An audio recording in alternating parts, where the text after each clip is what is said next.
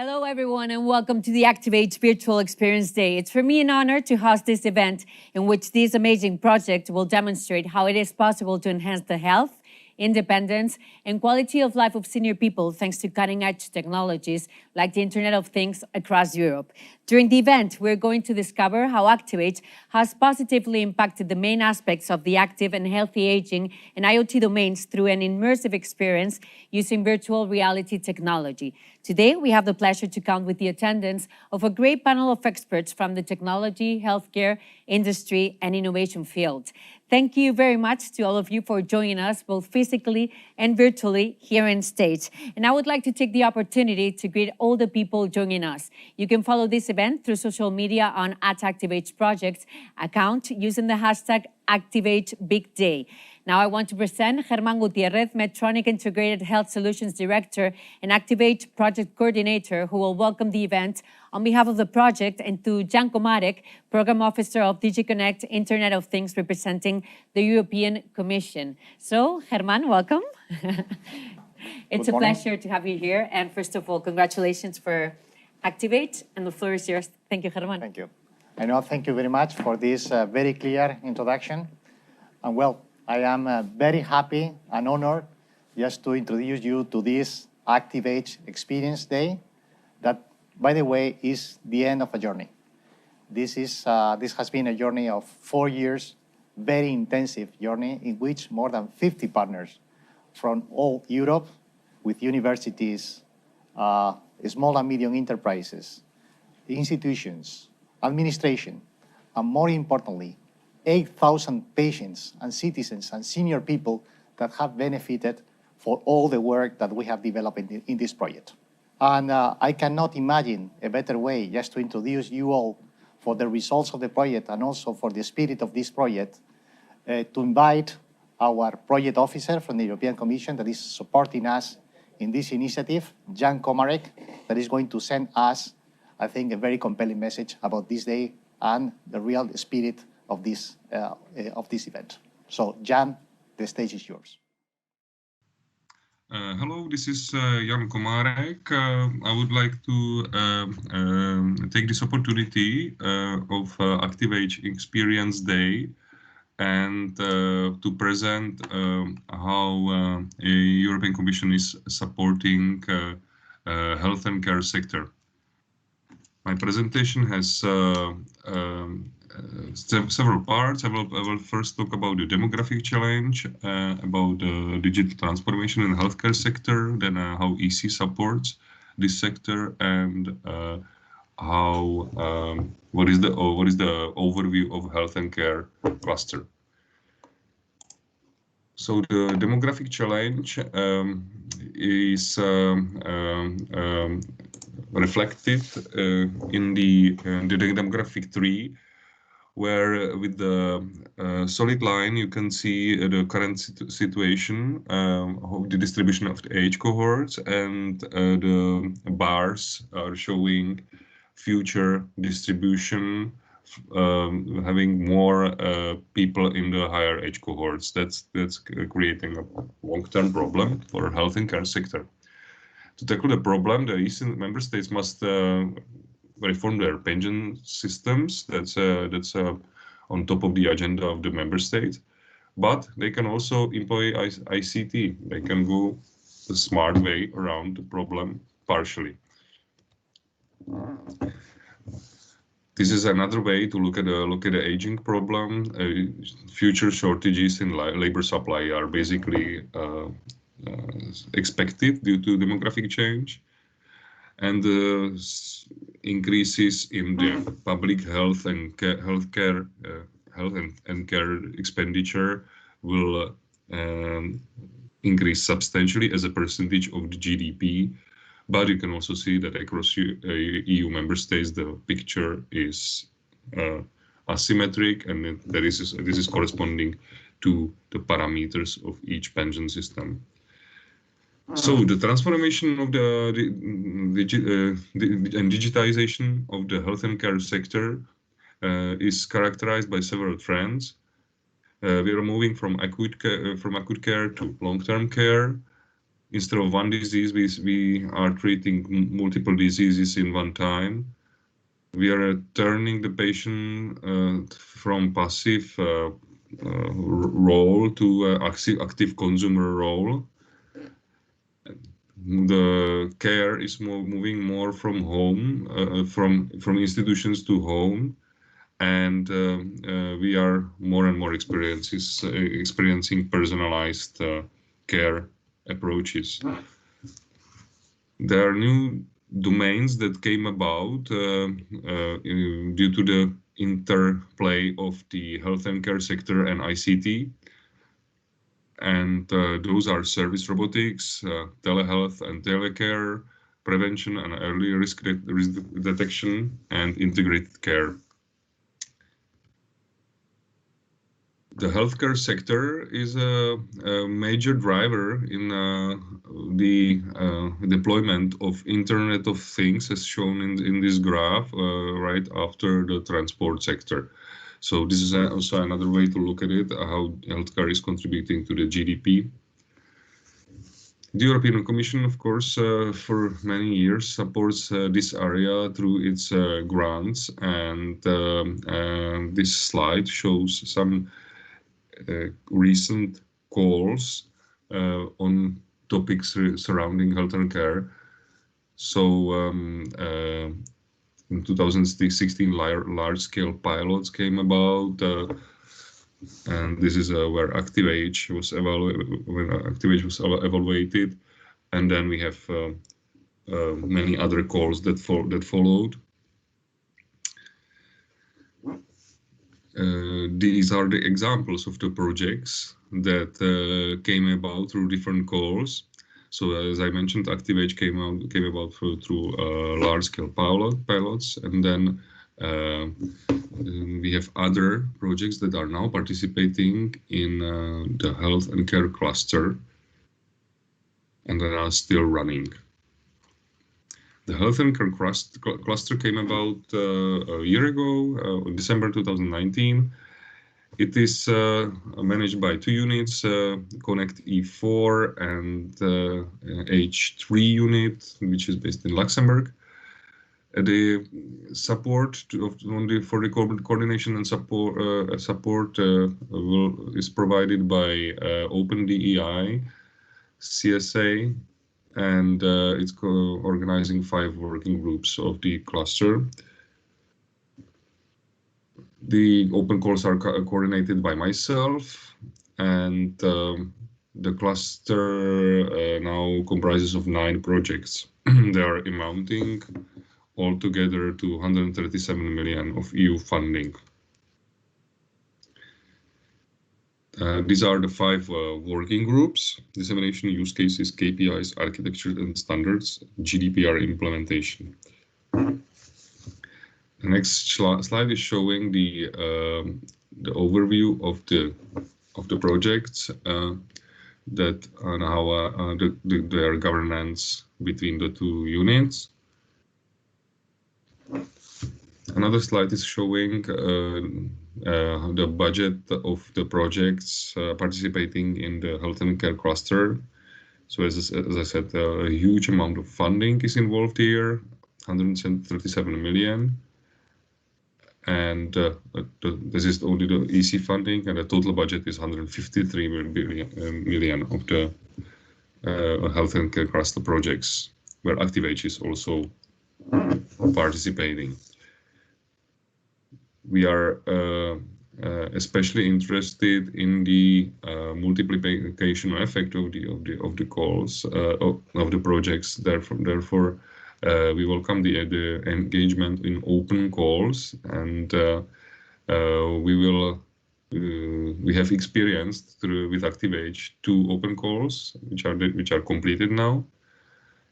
And there are many calls upcoming. Shapes, Pharaon, Gatekeeper, and SmartBear are planning to launch various topics within the health and care sector.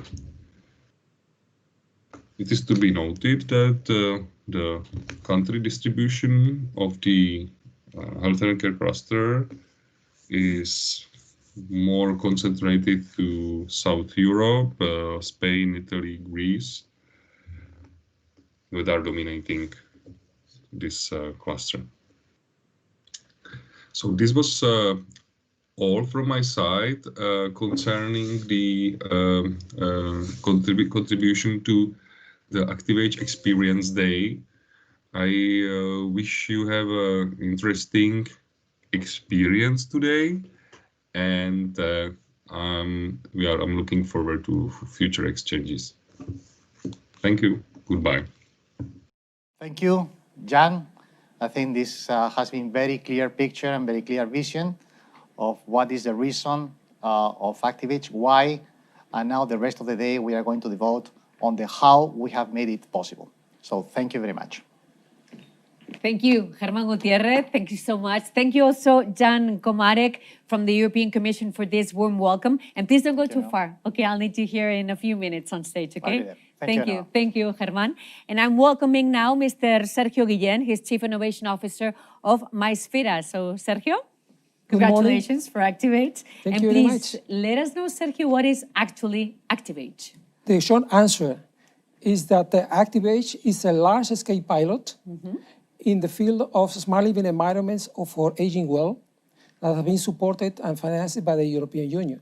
But there is much more than this. So when we say large pilot, we are meaning many thousands of people working during 4 years in these projects. So this is very, very huge and a project. So the most important objectives of ACTIVAGE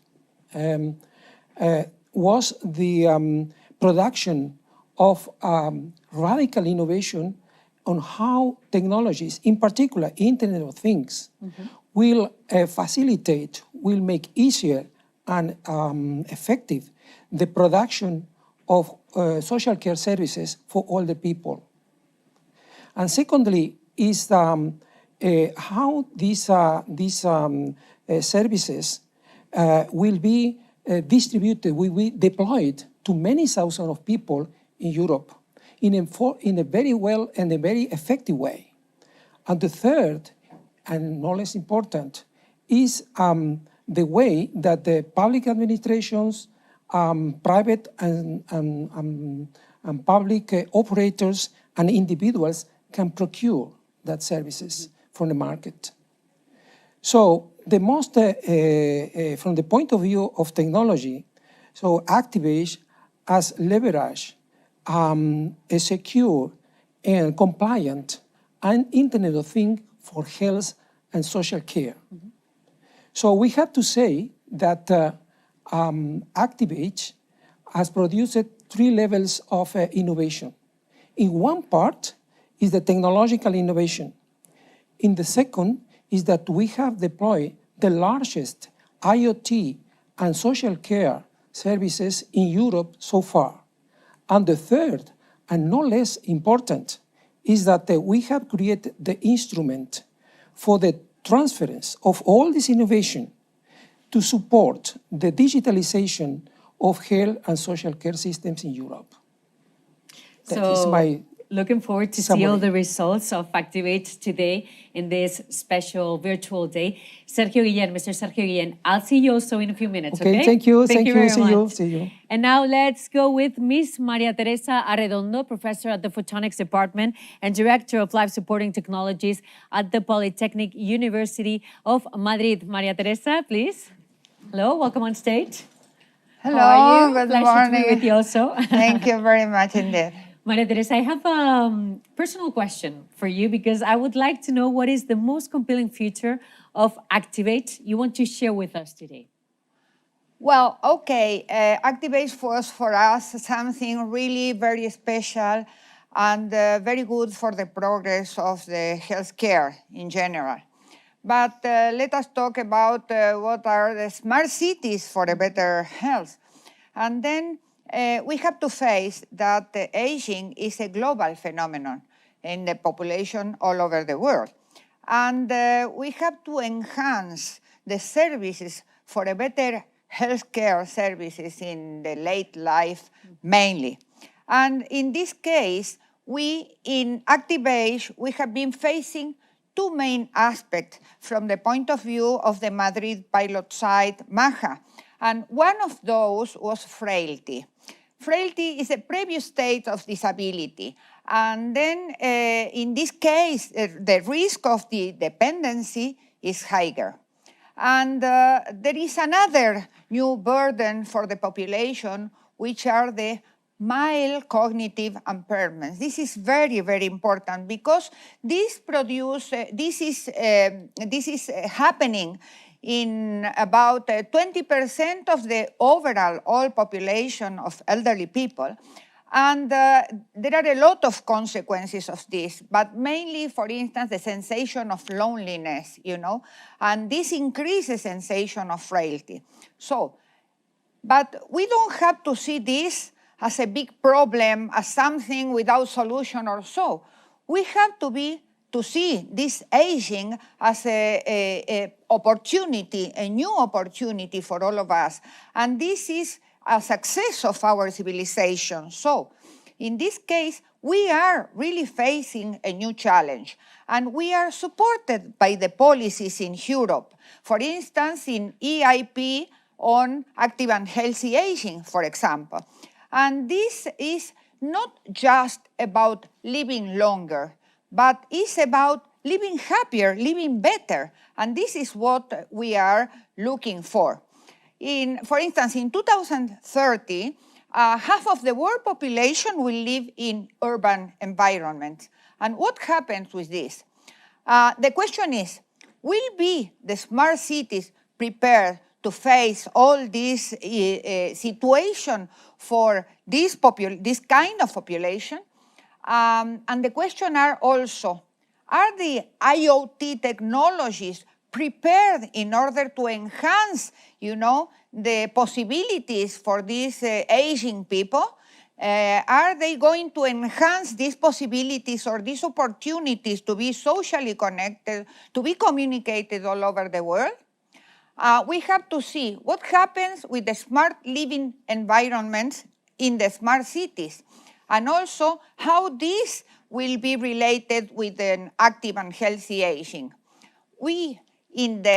In our project, we had a lot of experience with thousands of users through the use of innovative systems in many different ecosystems. We had a lot of achievements in the population. And let me show you some examples. For instance, yes, we in our strategy, our main goal is to live happily. And then in these big challenges of the century, we mainly are facing all the problems that produce depression, apathy, the social isolation, the sensation of loneliness, insecurity, fears. And we would like to transform this, to convert this in happiness, fantastic dreams, friendships, self-confidence, and also a sensation of power. Mm-hmm. And we did an experiment in Madrid with most of the users in our pilot site engaged in the first happy and healthy aging event in Europe. And not only the people was participating, but also several people was connected, engaged by streaming during the event.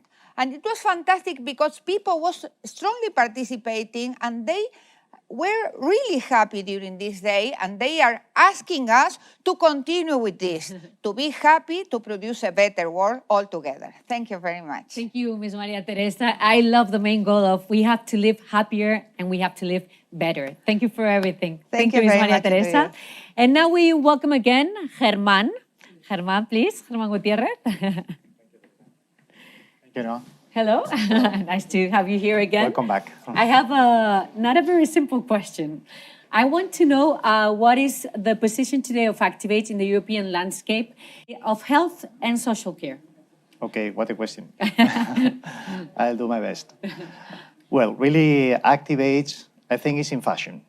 It's in fashion because we all know what COVID-19 is representing for all of us. Yes. But I think that the most important thing is that was in fashion before COVID-19. And I want just to put you in context, yes, you please. all in context, about why it was in fashion and why it is even more in fashion now. my colleagues and my friends have already explained about the challenges of healthy aging. And this is a real challenge for the society. If we live longer, we are going to live with probably with more diseases. And the aging population is really going to saturate the system. So this is a big challenge, and it was a big challenge before COVID-19. We all know that integrated care is one of the answers to this challenge. And integrated care is really needed in order just to make much more efficient our resources to treat all these diseases and just to tackle all these challenges of aging population. And we all know that digitalization is one of the levers, one of the enablers that is going to transform the way we act in the society. The European Commission recognized this fact, and that's why ACTIVAGE was one of the selected projects just to push for this challenge. And now COVID-19 is here. And what is about COVID-19? COVID-19, I think, is basically nothing new, but much more accelerated. So I think it has been shown that we need to act much more rapidly than we thought before. Yes. So what is the after COVID-19? And the after COVID-19 is, first of all, we recognize, all the society recognize that digital is extremely important. And I think one of the examples of teleworking. Teleworking has been just as a sudden, and we all now accept teleworking because we needed it. Homeschooling, teleworking. So digitalization is now in the agenda of everyone, and also to our seniors and to the old population. And ACTIVAGE is much more about digitalization and just approaching these Internet of Things technologies to our senior people and to the society. We all know that telehealth and the digitization of these type of services are now much more accepted by society. This was not in the past. In pre-COVID-19 times, this was perceived as, okay, difficult, really slow to achieve, far. But now it's here. It's really here. So COVID-19 has dramatically accelerated this acceptance of digitization by the society. And what else is producing COVID-19? Well, first of all, I think this acceleration of all these trends that were in the past. There is a perception that integration of social care and healthcare is now a must. It was nice to have before, now it is a must. I think it is an acceleration of the need to keep citizens at home or patients at home. Oops, sorry. Oh, no worries. Oh, no problem. So not to really send those patients to the hospitals if it is not absolutely required. It is about minimizing the time the patients spend in the hospital. It's about better integration, interoperability of the systems. So there are a number of levers and a number of trends highly accelerated by COVID-19 and that are actually in ACTIVAGE project by design.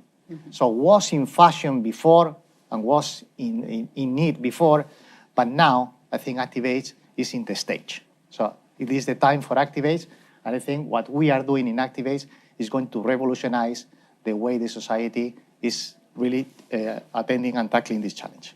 I agree. Thank you, Mr. Germán Gutiérrez. And ACTIVAGE, it's a must. Thank you. Thank you. Thank you so much. Thank you, Germán. And now with this overall picture of technology, the evidence of value, the need of happiness, and the outstanding opportunity in the post-COVID era, we move to the actual experience of ACTIVAGE. So let's go. Aging population is one of the major challenges that the welfare state is facing in many countries worldwide, not only from a quality of life point of view, but also from the sustainability of health and social care systems perspective. In this context, more than 8,000 senior people and family members have benefited from the usage of the ACTIVAGE solutions, which has supported them for living more secure, comfortable, happy socially and physically active and empowered. And today they must be the protagonist. That's why we have collected their testimonies for understanding firsthand how ACTIVAGE has positively impacted in their daily lives. It is my pleasure to welcome Ms. Pilar Sala, scientific leader of MySfera, who will lead, together with Sergio Guillén, this session dedicated to the stars of the project, the elderly population across Europe. Welcome again to the ACTIVAGE Experience session. We want to dedicate this session to recognize the effort of the most important actors in ACTIVAGE, who has been our users. Many thousands of people that have been collaborated to the success of ACTIVAGE. So in this session, we will see the experience of many people that has decided and agree to share with you their experience. So to tell us about all this immense work of ACTIVAGE is with me, Pilar. We are working for Pilar for many years, and she has been in charge of coordinating the huge work of 9 deployment sites plus new 2 deployment sites, 3 new ones, in total 12 pilots in this time. So I would like to say, nice home, nice house, Pilar. So we are here in the living room of a home, and you will see how the scenarios are changing, because these are the different scenarios that our users have been living.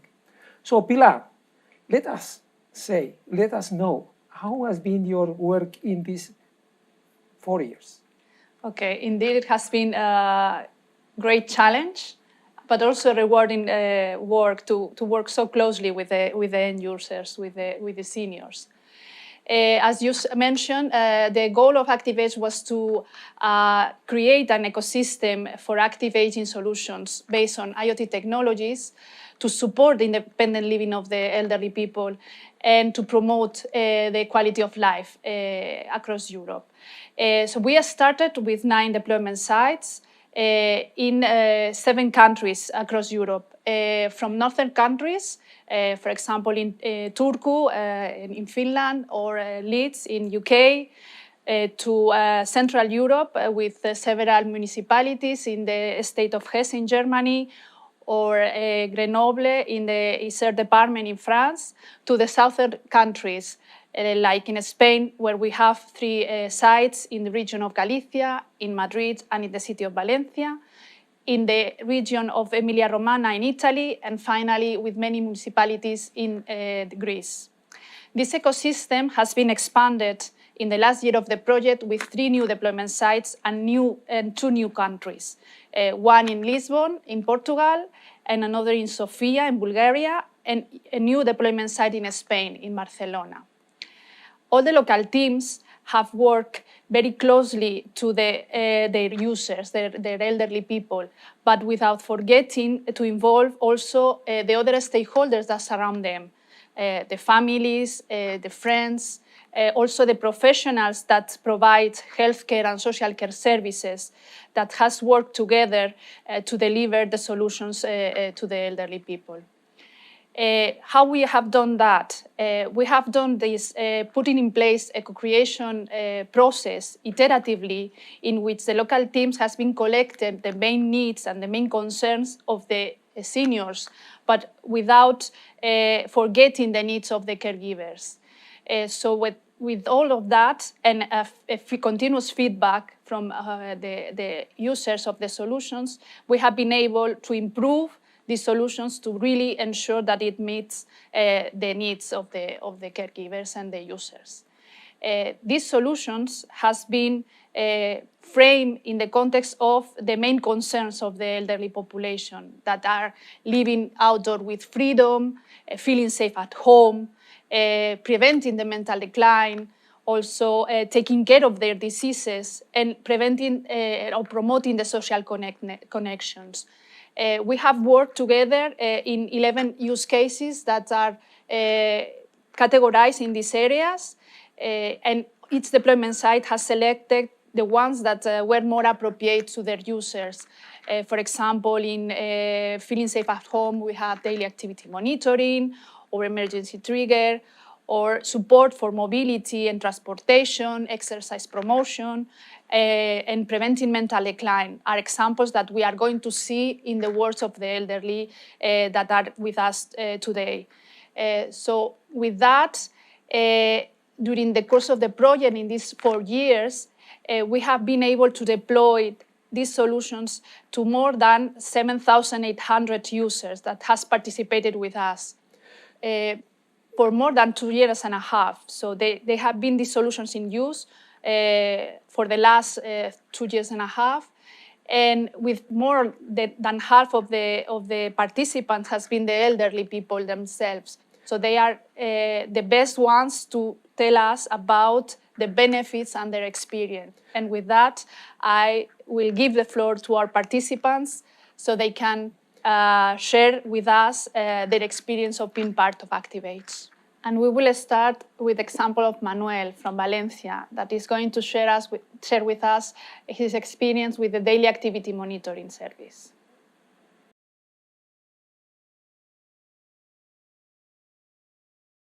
Pues un mayor aprovechamiento del tiempo y de mi ocio, por la tranquilidad de que en todo momento la familia sabe dónde estoy, qué hago, qué no hago, si estoy bien, si estoy mal. Eso personalmente me da una satisfacción enorme.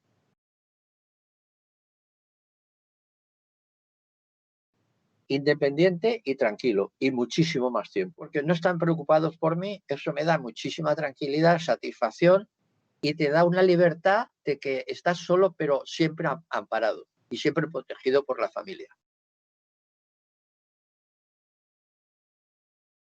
Segurísimo, satisfecho y muy amparado, siempre. Pues porque la tranquilidad que a mí me da, que sepan que estoy bien, eso vale mucho. El estar tranquilo y, sin embargo, estar con toda la familia, que a estas edades uno quiere estar tranquilo. Que no es óbice para quedar para hacerse una paellota, que eso es independiente.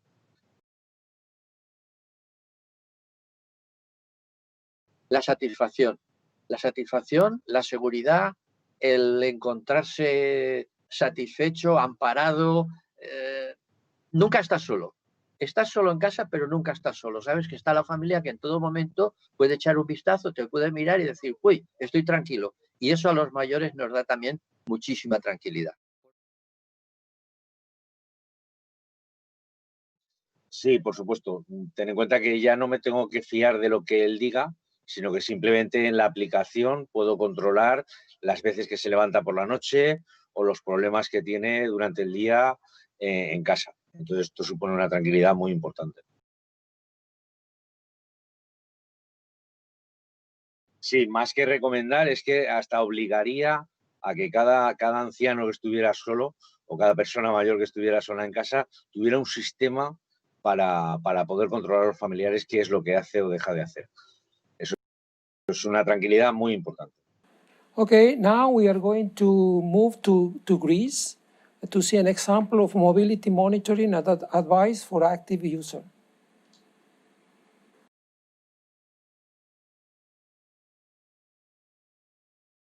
Ναι, γιατί με τις διάφορες εφαρμογές της ACTIVAGE μπορώ να λαμβάνω πληροφορίες πάρα πολύ έγκαιρα για ό,τι αφορά τις μετακινήσεις μου σαν επαγγελματίας οδηγός. Μου επιτρέπει να οδηγώ με μεγαλύτερη ασφάλεια, γιατί η προσοχή μου είναι στην οδήγηση και όχι στα γεγονότα που πρέπει να συμβούν μπροστά μου. Ειδικά για εμάς τους επαγγελματίες, επειδή κάνουμε μια πάρα πολύ δύσκολη δουλειά, πρέπει να έχουμε στραμμένη την προσοχή μας στο δρόμο συνέχεια.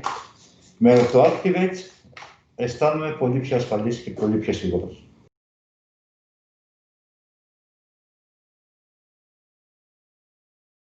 Η αλήθεια είναι ότι με τη δουλειά που κάνουμε πάρα πολλές ώρες στον δρόμο, γυρίζω πάντα σπίτι μου κουρασμένος και όποια βοήθεια που μου δίνεται είναι πολύτιμη. Ειδικά με την ACTIVAGE που μου δίνει όλες αυτές τις πληροφορίες, γυρίζω πολύ πιο ξεκούραστος και πολύ πιο όριμος στο σπίτι μου να μπορώ να κάνω και άλλα πράγματα.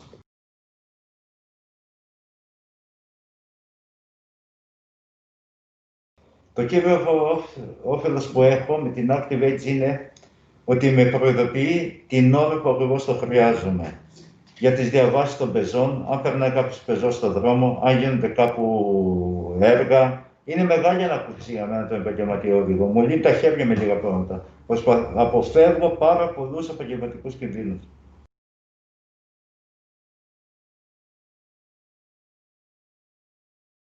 Η λύση της ACTIVAGE είναι μια πολύ εφαρμογή για όλους γενικά τους οδηγούς.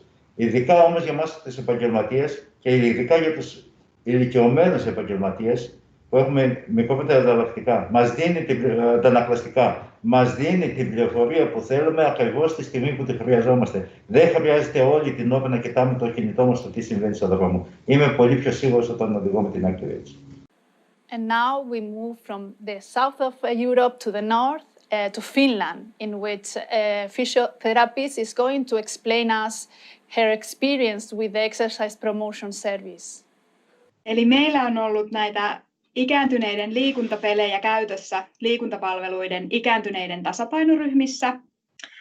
Siellä harjoittelee yli 65-vuotiaita henkilöitä kerran viikossa lihaskuntoa ja tasapainoa, ja yhtenä osana tällaista kiertoharjoittelua on ollut sitten näitä ACTIVAGE-hankkeeseen liittyviä ikääntyneiden liikuntapelejä käytössä.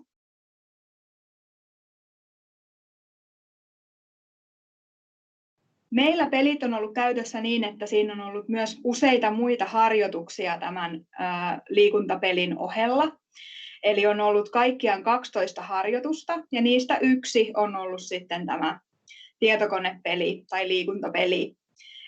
Näin ollen on mahdoton sanoa, että onko juuri nyt ACTIVAGE-pelit ollut ne, mitkä ovat sitä liikuntakykyä parantanut. Toki iäkkäät on antanut runsaasti palautetta siitä, että pelit on ollut tehokkaita ja hauskoja, motivoivia. Eli sinänsä voi ajatella, että se on tuonut hyvää lisäarvoa ainakin siihen harjoitteluun. Emme ole myöskään mitanneet alku- ja loppumittausasetelmassa sitä ikääntyneiden kuntoa, eli lähinnä se on heidän palautteensa perusteella, että on ollut tehokasta, uudenlaista, ja tasapaino on saanut vähän erilaista haastetta, mitä ehkä näissä normaaleissa harjoituksissa.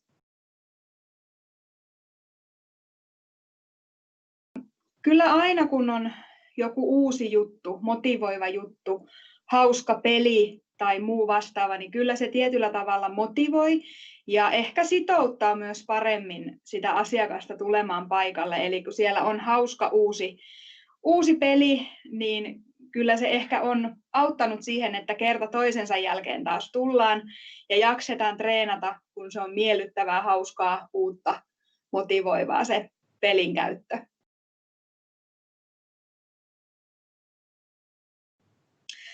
Kyllä näillä peleillä saa uudenlaista näkökulmaa ja vähän uudenlaisia harjoituksia tuotettua siihen ikääntyneiden tasapainoharjoitteluun. Ja niin kuin sanoinkin jo, niin he ovat olleet tosi kiinnostuneita.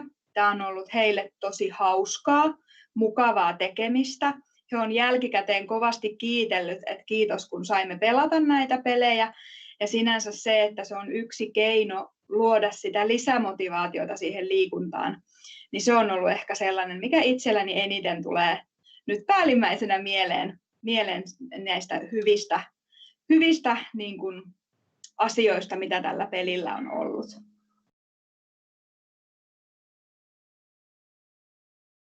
Kyllä voisin ehdottomasti suositella. Tämä sopii mun mielestä todella monenlaiseen ympäristöön, eli se sopii toteutettavaksi esimerkiksi näin, mitä se meillä näissä liikuntapalveluiden yhdessä ryhmässä toteutettiin osana muuta harjoittelua.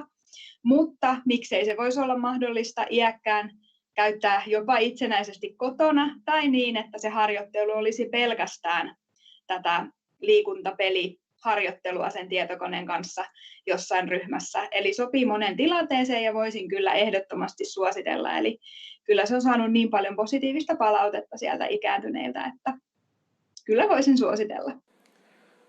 Now we move on to Germany, to the place called Bokuas, where we will see an example of safety, comfort and security at home with the testimony of a user.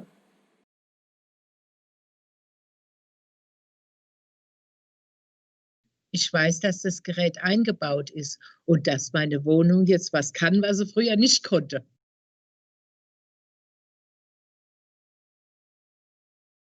Das weiß ich.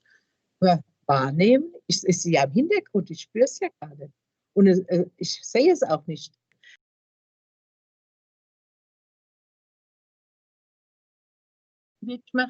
Macht mir das Wasser aus, das macht mir den Strom aus, das sorgt dafür, wenn ich falle, es hilft mir in der ganzen Lebenslage. Wenn ich was vergessen habe, denkt es für mich. Ich weiß, meine Wohnung denkt für mich. Ich kann nichts mehr vergessen.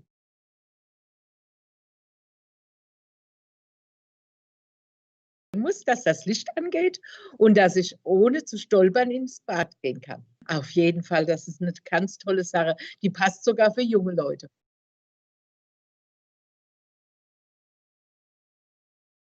Tolle Sache, die passt sogar für junge Leute. And we stay here in Bogwas because we are going to see now the example of emergency trigger that is also very important for the services of feeling safe at home.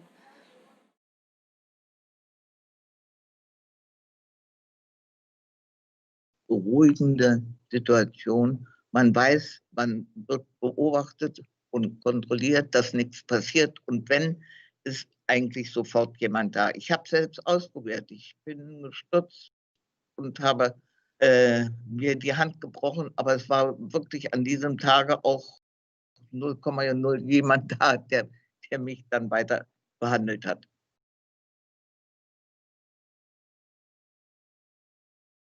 Ich denke schon, wenn man weiß, dass das Gerät eingebaut ist, ist es bestimmt eine Beruhigung und man geht gelöster und nicht verkrampft durchs Leben, was ja immer eine Gefahr birgt, dass irgendwas passiert.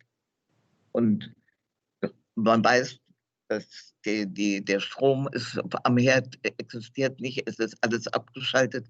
Also man braucht sich auf nichts hinter einem Quatsch. Man fühlt sich auf jeden Fall.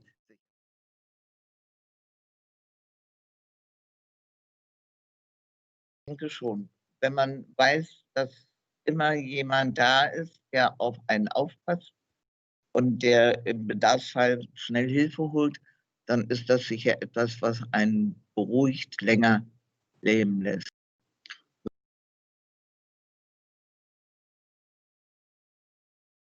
Es ist stressfreier, da man schon über den Freisprecher Kontakt zu den Personen bekommt, die Hilfe benötigen.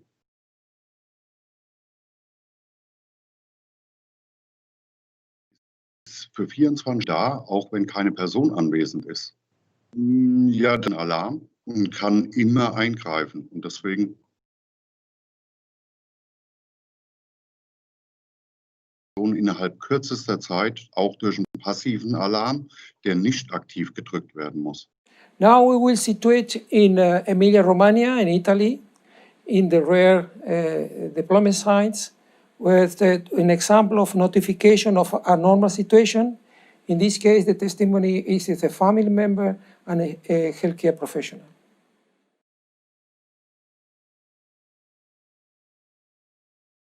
Certo, sì.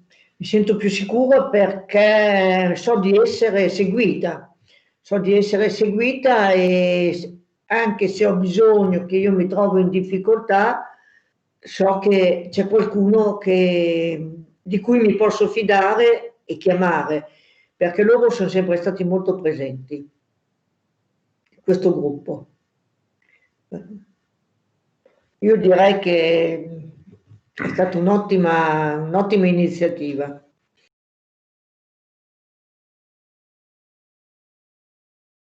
C'era un dispenser che mettevo le medicine e suonava quando lui doveva prendere le medicine e io potevo uscire in tranquillità perché sapevo che c'era qualcosa che avvertiva che era il momento delle medicine. E io mi sono trovata molto molto bene, ecco, potevo uscire anche perché poi essendo solo io e lui le commissioni le devo fare io, se lui deve andare dal medico per una medicina ci devo andare io, e così mi potevo allontanare anche da casa.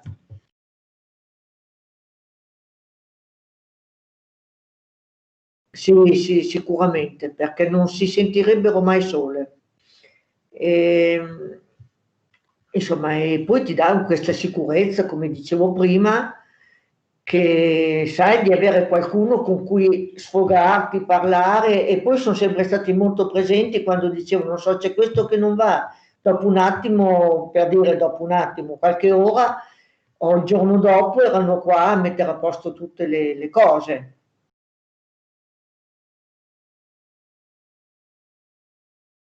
Allora, ci sono segni e sintomi che sono inoppugnabili nel documentare l'inizio della fine di un periodo di compenso nelle malattie croniche.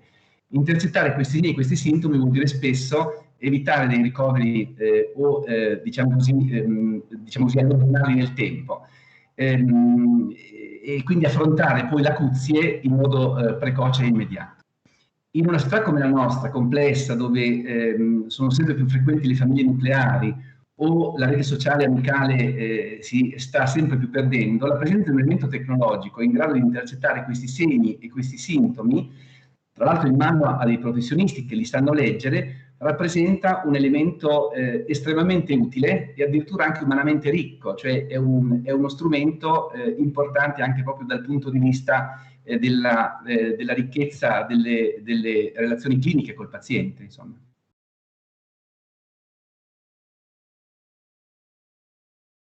Ma allora, il territorio si è dotato di un'organizzazione in grado di gestire le malattie croniche e le loro riacutizzazioni. Le malattie croniche ormai sono le nuove epidemie per la dimensione numerica. Il cuore di questa organizzazione sono le case della salute, dove lavorano medici di medicina generale, specialisti, assistenti sociali e infermieri. La modalità operativa di lavoro è la proazione, l'attività proattiva verso il paziente, cioè in grado di intercettare i problemi quando questi si manifestano. ACTIVAGE entra in questa organizzazione, si integra con un elemento nuovo, quindi lo arricchisce con un elemento tecnologico quindi in qualche modo è un elemento tecnologico che sempre in modo proattivo monitora un particolare settore che è quello delle malattie croniche neurologiche in pazienti con esiti di ictus.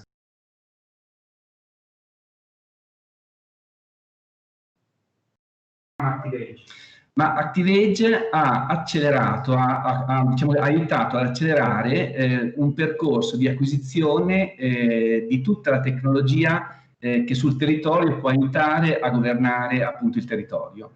Per noi è diventato negli ultimi mesi una consuetudine l'utilizzo del fascicolo sanitario elettronico, la ricettazione elettronica, lo scambio di informazioni di tipo informatico. In sostanza la ICT ha acquisito quel ruolo che probabilmente deve avere sul territorio per poterlo governare.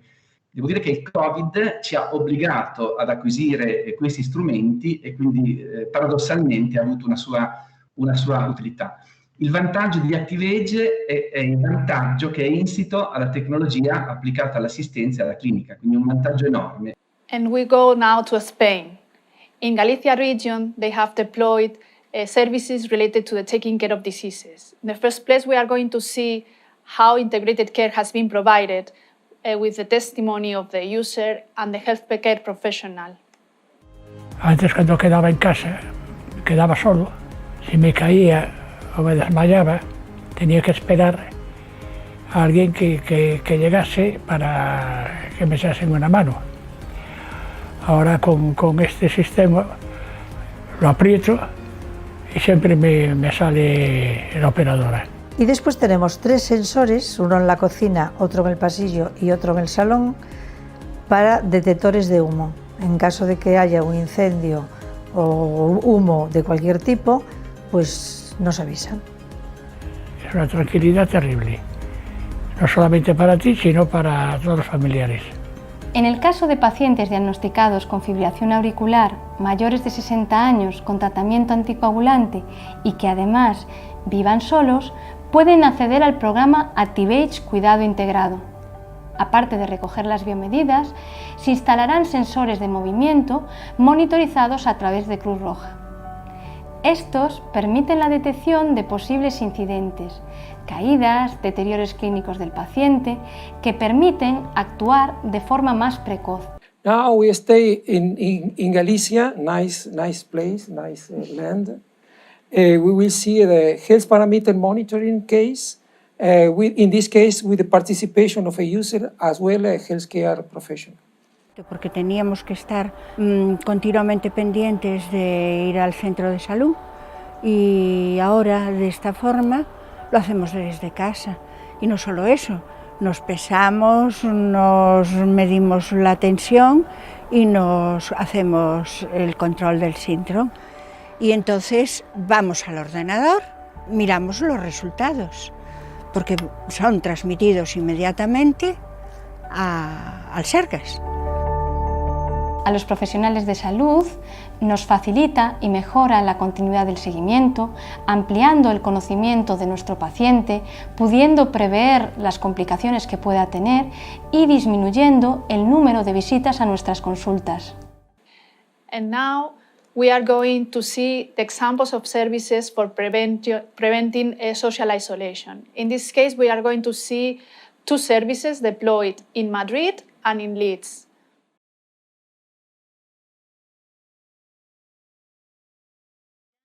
Y he formado parte del grupo de Mindfulness que lo he hecho a través de Maja Madrid. He empezado justamente durante el confinamiento en el mes de marzo, o sea que llevo como unos 6 meses practicando Mindfulness. He utilizado la tablet para hacer el cursito. Sí, la había usado anteriormente, estaba acostumbrada a usar este tipo de apps. Quizás me ha ayudado a tener algo más de calma, principalmente por las meditaciones. Me han parecido buenísimas, la verdad que muy buenas. En particular, 2 que me han gustado mucho, que es la del guijarro y la meditación meta, que es la del corazón. Sí, por supuesto, me ha gustado la experiencia y me gustaría seguir utilizándola.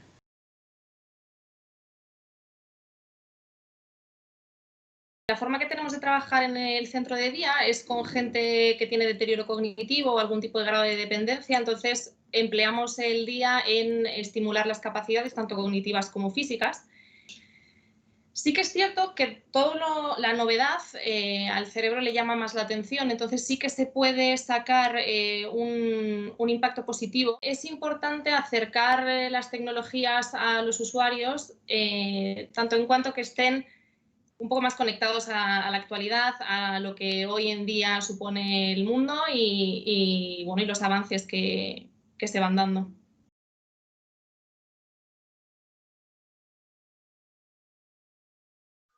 Yeah, I've had lots of benefits from being part of the project. I've really enjoyed it. A few teething problems in the early stages, but they were soon overcome. I mean, I suppose the main benefits for me from the project have been that it's encouraged me to want to be active and to stay active, and to be able to record what I'm doing has been really very good. And it was nice that I could challenge myself, so it was nice to sometimes do a few more steps than I'd done the day before, or put a bit more effort into activities and things like that. That was very good. Another benefit was being able to keep a check on what I was eating and drinking, because I tried very hard to make sure I filled that in every day.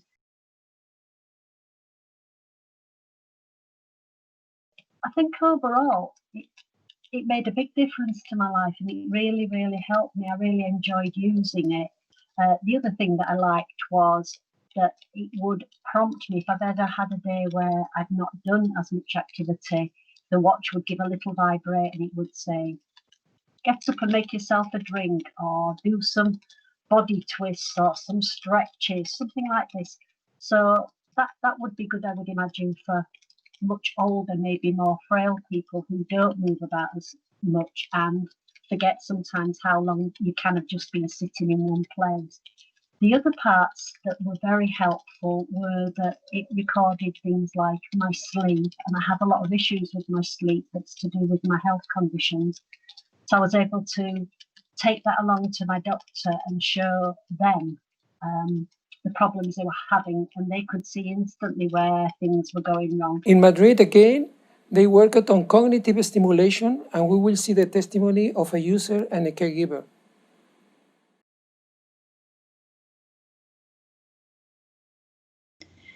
Pues la experiencia buena. Al principio, pues cuando empiezas a manejar una cosa nueva, siempre puedes tener alguna duda, pero la verdad es que cuando he tenido alguna duda, enseguida he conectado con la UPM y ellos me han dado las pautas si necesitaba algún tipo de... Entonces sí, lo utilizo porque hay más facilidad de acceder a todos los usuarios que tenemos ya dentro de un listado.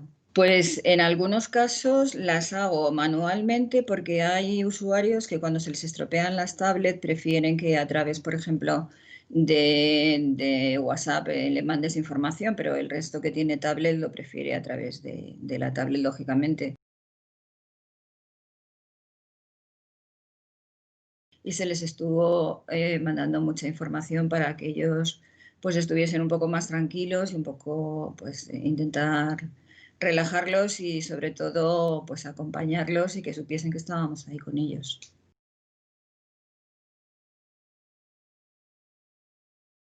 No.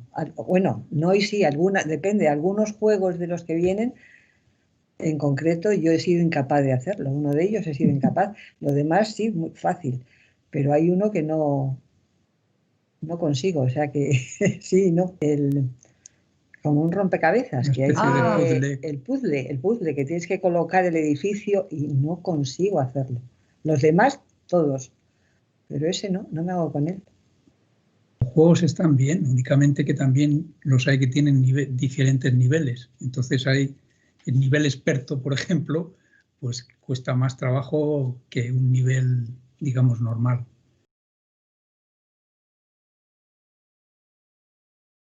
Bueno, pues a veces te animas y a lo mejor lo has dejado un poquito estancado por otras cosas que tienes, y de una llamada de Sofía en concreto, que nos ha llamado muchas veces, nos ha dicho, bueno, que tenemos que utilizar la tablet. O sea que sí ha servido. Nos da apoyo, sí, nos da apoyo y nos pregunta de vez en cuando. Está bien, sí.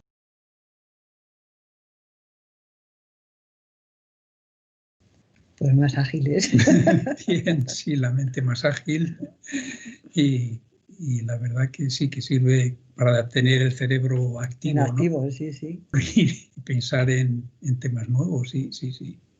A mí eso me gusta, yo siempre estoy dando vueltas al cerebro. And now we finish the session with the example and the testimonial of a completely different stakeholder. In this case, it's an installer that comes from the ICER deployment site in France that will tell their experience deploying IoT technologies.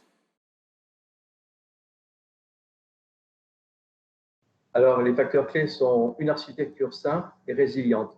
Simple en limitant le nombre de protocoles et la complexité de l'architecture. Résiliente parce qu'une qualification des IoT est indispensable et pris dans leur contexte final. Deuxièmement, résiliente en permettant des défaillances. Typiquement, lorsqu'il y a une perte de connectivité ou de service, il faut permettre à l'utilisateur final de pouvoir accéder aux usages de base.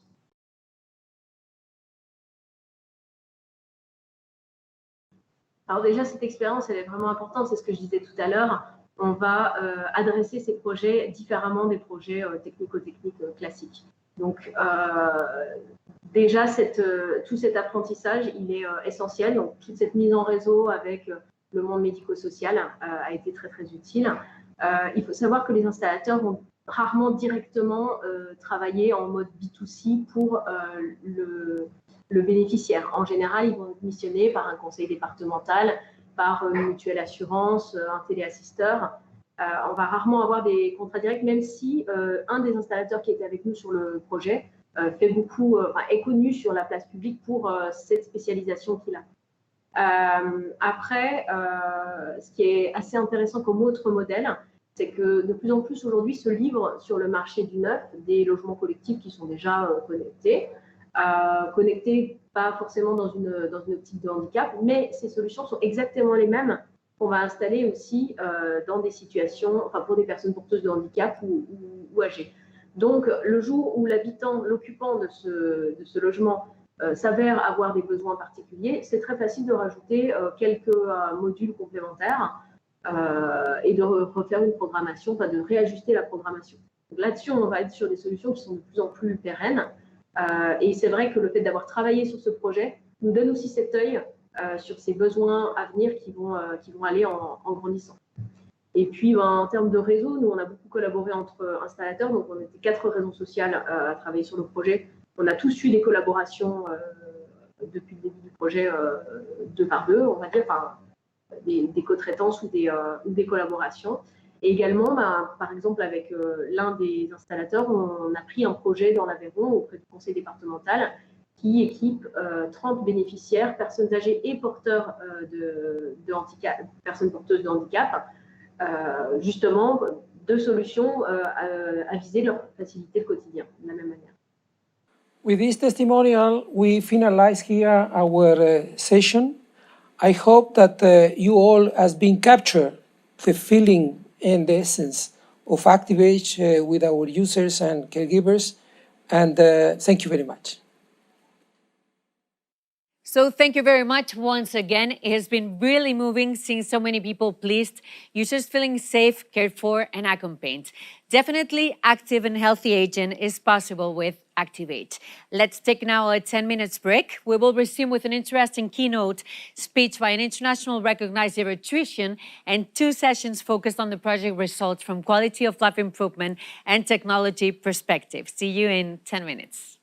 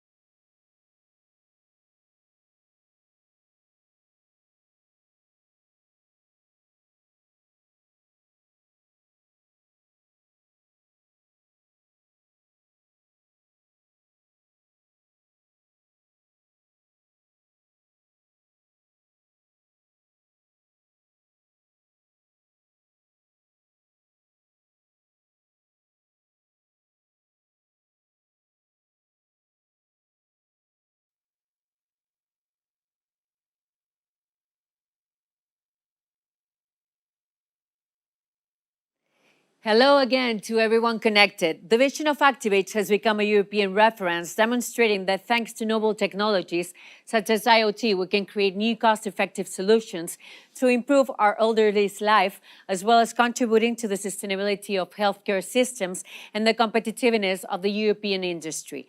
To go deeper in that direction, I want to introduce Mr. Giuseppe Fico, Assistant Professor of Biomedical Engineering and Head of Health Area at Life Supporting Technologies at Polytechnic University of Madrid, who will welcome the key opinion leader joining this session. So, Giuseppe, please. Hello. Hello. Nice to meet you. Nice to have you here. Thank and you the so floor much. is yours. Thank you so Thank you, much, Giuseppe. Eleanor. Thank you.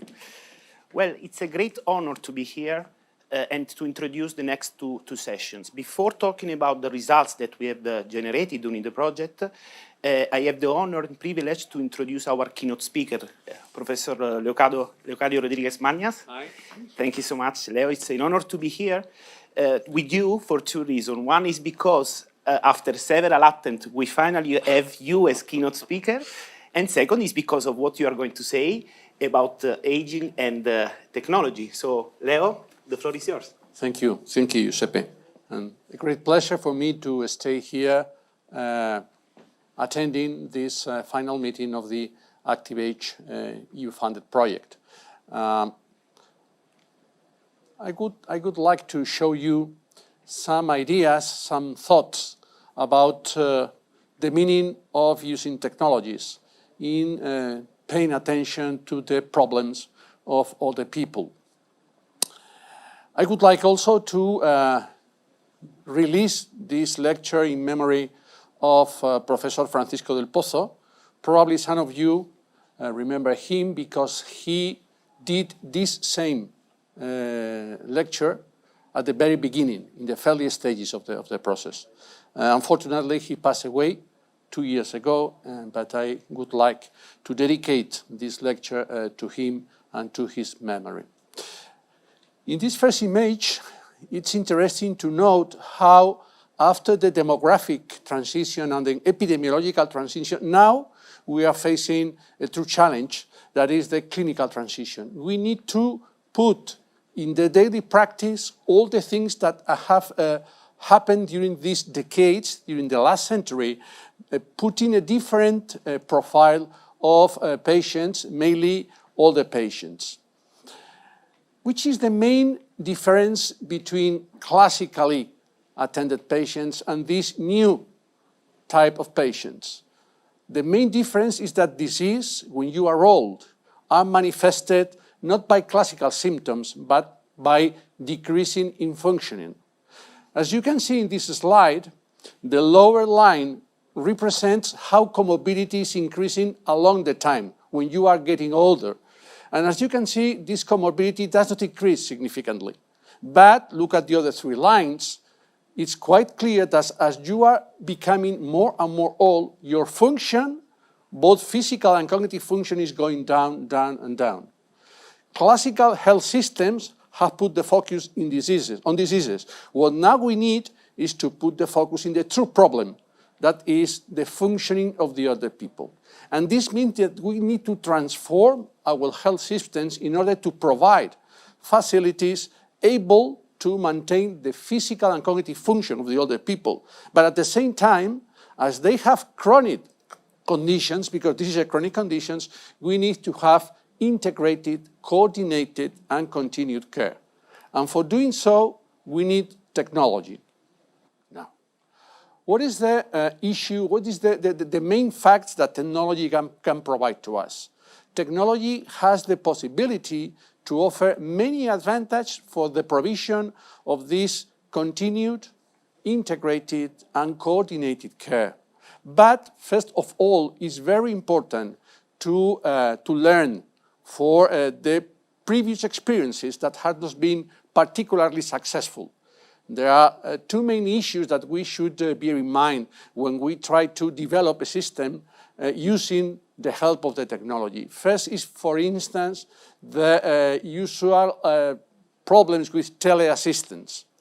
If you know how the systems are now working, few of them have incorporated in a significant way this teleassistance. And this is because it's full of problems, or that it's quite usual too, is not focused in the right direction because it has been produced not taking into account the true needs of the patients, of the final users, or they have done using technologies that are not friendly for the one who is going to use them, or have ignored the role of other agents participating in providing this care for all the people.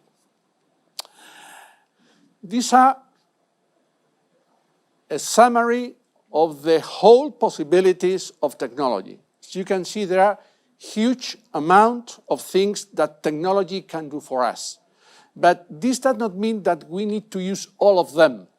Perhaps the first thing we need to do is what we want to do and what kind of technology is needed for providing this need of care, not general care, but the true needs of care. And I'm going to put the emphasis in three main components of the building of these systems of care, taking into account what can we measure at home, how can we analyze what we are measuring, and very important, the final output, how we can integrate this information in the way of providing care. In the case of what we are going to take from the patient, from their home, we have huge amount of sensors. We are able to measure gait velocity, grip strength, time that the people is outside or inside, time that people spend walking, things they do. And we can incorporate all of this data in our systems that have the possibility to analyze using artificial intelligence, but also using many other issues that technology can provide to us. And we can use this artificial intelligence, but we also can include among these factors we are going to analyze, for instance, biomarkers from urine, from blood, from many tissues, and from many biological samples. And we now have technology enough to provide several inputs that at the same time can be analyzed in different ways for PCA or some other very well-developed statistical ways of approaching the data with the final aim of providing some outputs. Outputs that can be or should address the true problems that all the people can experience in their daily lives, not only for treating diseases or functional impairment, but, and this is very important, to prevent them, to detect people at risk, and to provide them using algorithms for decision-making helps to provide them the best way of caring for them. I am finishing my brief speech, and we have in several departments, including mine, we have put in March some of these technologies, and we have adapted how our geriatric service or in Hospital Universitario de Getafe is functioning. Due to these technologies, we have incorporated several of them. First, for instance, this is an example of how the whole service is now approaching the issue using technology, but this is not only as a general way of providing the service, but for instance, in this case, is for one very precise unit, that is falls unit, where we provide attention to all the patients who have experienced one fall, more than one fall, or indeed some fracture.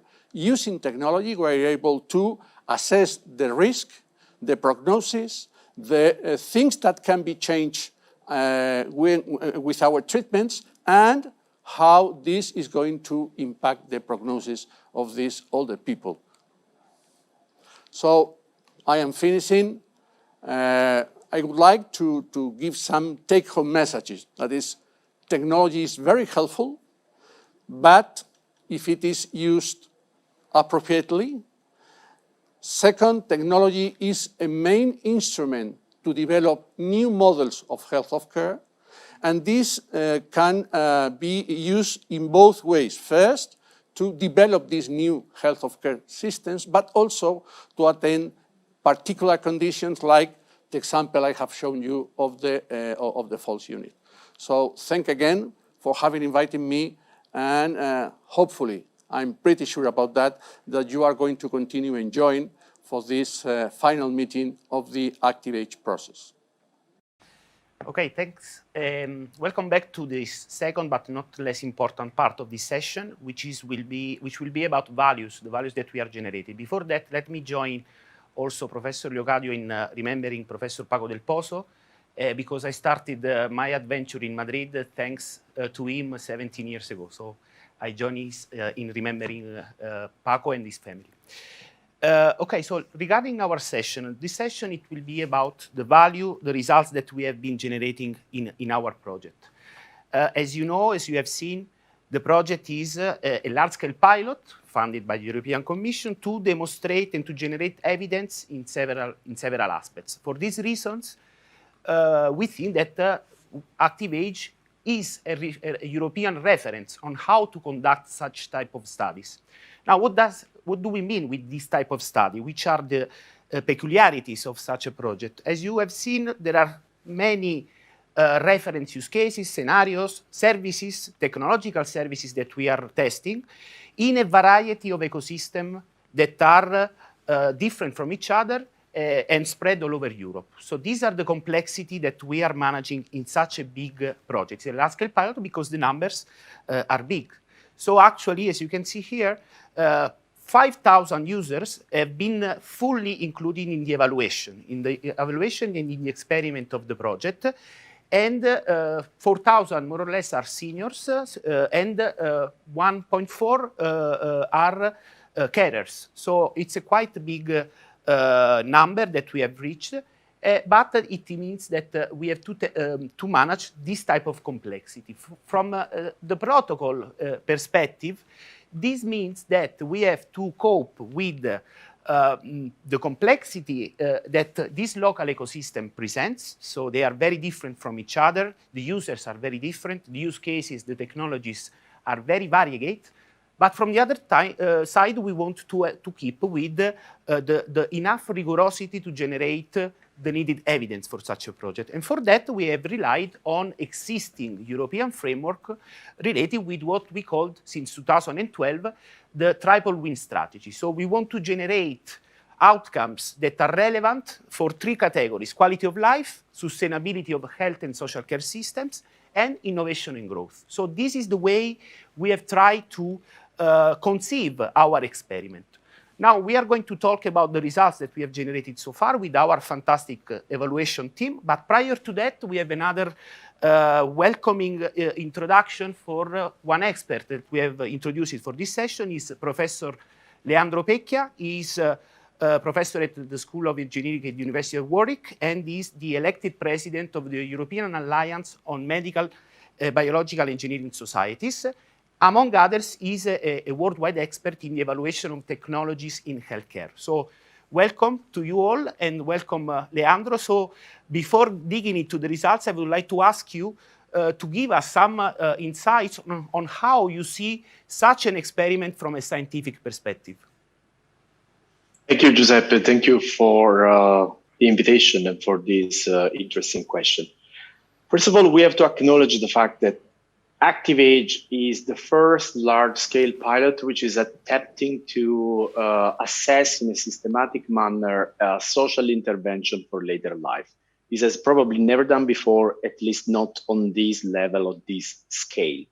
And this is very challenging because assessing a social intervention is never easy. And that's mainly because social interventions are multi-phased. So you don't just get straight to the result in terms of health, but you are improving the life of senior citizens in many ways. And this has an impact also on the healthcare domain.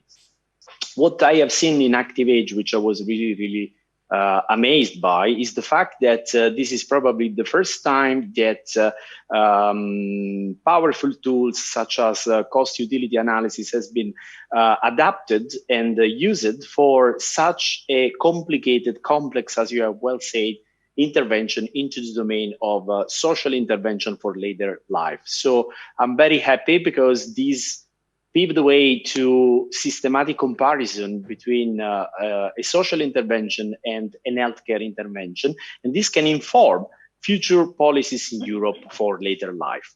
Thank you, Giuseppe. Thanks a lot, Leandro, for this word and the fact that we are in a social care sector. So it's not only a traditional healthcare domain that we are addressing. And this is also in line with what Professor Leocadio told us before.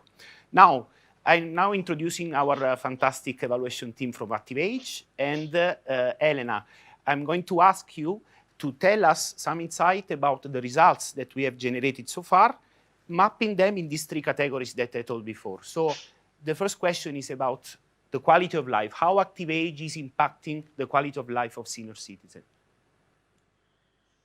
Well, quality of life is the impact on quality of life is the primary outcome of our study.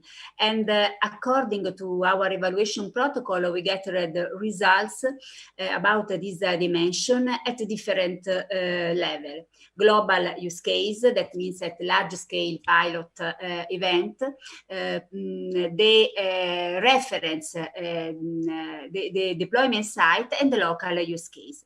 Results generation process is still ongoing, but we already have enough data to say that ACTIVAGE introduces a positive effect on quality of life.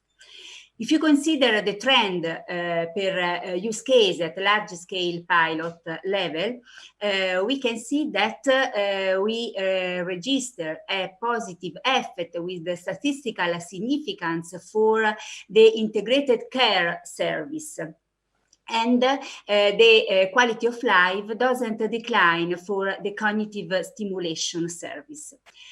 Results at regional level, considered independently from the use case, show a significant, statistically significant positive effect on quality of life in Galicia and at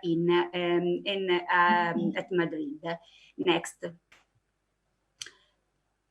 If you consider local implementation of use cases, we see that we registered a positive effect with the statistical significance in integrated care service in Galicia and in Greece.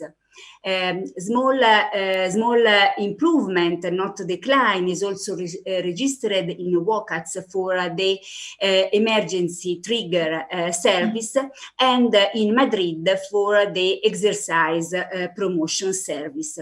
So to answer to your question, we can conclude that ACTIVAGE, according to the current results, has a positive effect on quality of life of senior citizens. Sometimes this dimension improves thanks the experiment. Other time it doesn't decline, but this outcome has to be also considered as a good result. Okay, thank you so much, Elena. Well, it's worth to mention that we call this framework G-local, global results, but also relevant at local level. So this is the way we are trying to cope with these two elements. Now, regarding the second dimension, technology, what about the technology that we have deployed in our regions and in our ecosystem? So which are the indicators that we have so far? Also in line with what Leocadio told us before, that we have to think about the services that we are providing together with this technology. Okay. Yes, we also performed the multidimensional analysis about the ACTIVAGE impact on users' technology acceptance. And current results show that after 6 months of experiment, the general level of acceptance is positive. We can see in the image that the average score is more than 5 in our scale. And at the end of the study, we get a statistically significant improvement of technology acceptance for the daily activity service. And the integrated service service registered a small decline. This analysis is considered among all over the deployment site. Next. Despite the overall, the global trend related to the integrated care, results per local use case show statistical significant improvement for this service in Greece. And daily activity results in Galicia region are aligned to the overall positive trend. Moreover, we register also a positive trend statistically significant for exercise promotion use case in Finland, and the level of technology acceptance doesn't decline in Madrid for the other service, the prevention of social isolation service. Next. To better understand the meaning, the value of the technology acceptance results, we have also studied which are the most important context features. Specifically, we have analyzed how users' socio-demographic features such as age, education level, technological skills impact technology acceptance results. And we have also analyzed internal and external factors related to the interaction between the users and the technology that are measured according to a standard questionnaire. Such as anxiety, the confidence about the self-efficacy in using the technology, the expectancy of the performance that he's able to reach thanks to the technology. We have considered all these features, and we have generated interesting knowledge about this level of correlation. We show as an example results for two services, exercise promotion and prevention of social isolation, usually requiring a strong level of interaction with the technology. And we can see that as concern the role of the socio-demographic features, age and education are the most important features impacting the results. As concern the behavioral features, performance, expectancy, and anxiety are the most important factors. Next. If you consider the other service, the prevention of social isolation, we can see that age is still the most important factor impacting the technology acceptance, and anxiety and performance expectancy are still the most important one. We have, in this case, we have to mention the role of the social influence in the results, the social influence that refer to the role of the family, of the caregivers, of physician in as technology facilitator.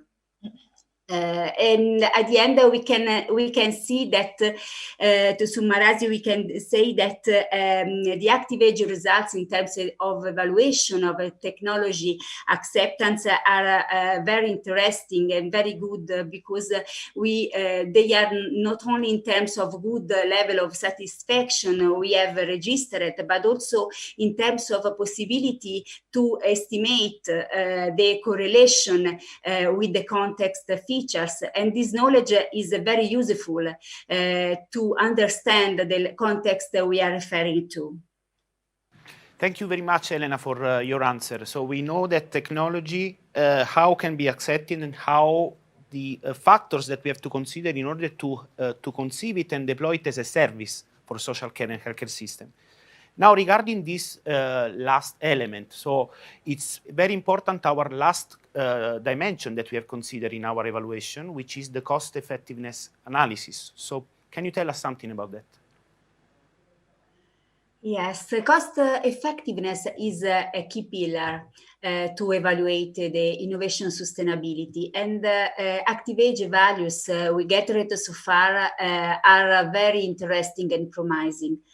To estimate these values, a cost-utility analysis of the different use cases compared to the current baseline reference service was performed. Such analysis has been focused on the use cases with a positive and statistically significant intervention effect. And in particular, you can see in the image that they are social life in a daily activity service for Galicia and Greece deployment site, physical activity and quality of life in monitoring outside and cognitive stimulation service in Madrid, and the quality of life score according to the standard questionnaire Euro Quality of Life 5 dimension in integrated service care in Galicia. And if you represent these results, the results we reach in the cost utility plan, we can see that a group of services are located in the right part of the plan, under the line which represents a standard threshold to evaluate cost effectiveness. Services that are in this part of the plan are considered cost effective because they introduce an improvement of the effect with no or limited additional cost. On the contrary, the service located in the left part of the plan, according to current results and analysis, is considered not cost effective. Next. No, thanks, Elena. I would like, before proceeding, to ask for some further comments to Leandro as expert on this field. So, okay. Leandro, can you tell us about the relevance of such a type of analysis, please? Yes, Giuseppe, thank you for this question. That's exactly what I mean when I say that ACTIVAGE is producing an innovation also from the methodological point of view, because having such a clear result and analysis for a social intervention for later life, I think it's really important, because now with those informations, policymakers can inform their decision, and for instance, they can decide how to modulate investment among healthcare and social interventions, because this kind of results allows for the first time, in my opinion, in Europe, to compare using the same approaches, social intervention with healthcare intervention. And this is overall a conservative analysis, because as I mentioned it before, there are different dimensions that really go beyond the simple analysis that is based on quality of life or utility theory. So we have done in those years. Thank you. Thanks a lot, Leandro. Thanks a lot, because this is confirming that we are exploring a new territory, but we are happy to do it. So thanks also to Elena for the light that you give us on the results that we have generated so far. More will come, so we need to work on that. But before closing the session, we are talking about values. So we are aggregating results to generate values that are relevant for people. This means that conducting such a large experiment that we have done, we have tried to capture those values also with other activities that we have done with our co-creation and evaluation team. For this reason, I would like to ask to you, Gloria, can you tell us about the user engagement, the co-creation activities, and the values that we have gathered through these activities during the project? Yes, thank you, Giuseppe. From the very beginning of ACTIVAGE, we have considered the need of reducing the digital gap of our senior citizens. Thanks to over 40 co-creation sessions performed in ACTIVAGE, such as focus groups, interviews, or face-to-face meetings, and including more than 150 participants, we emphasize with them to create with the user for the user.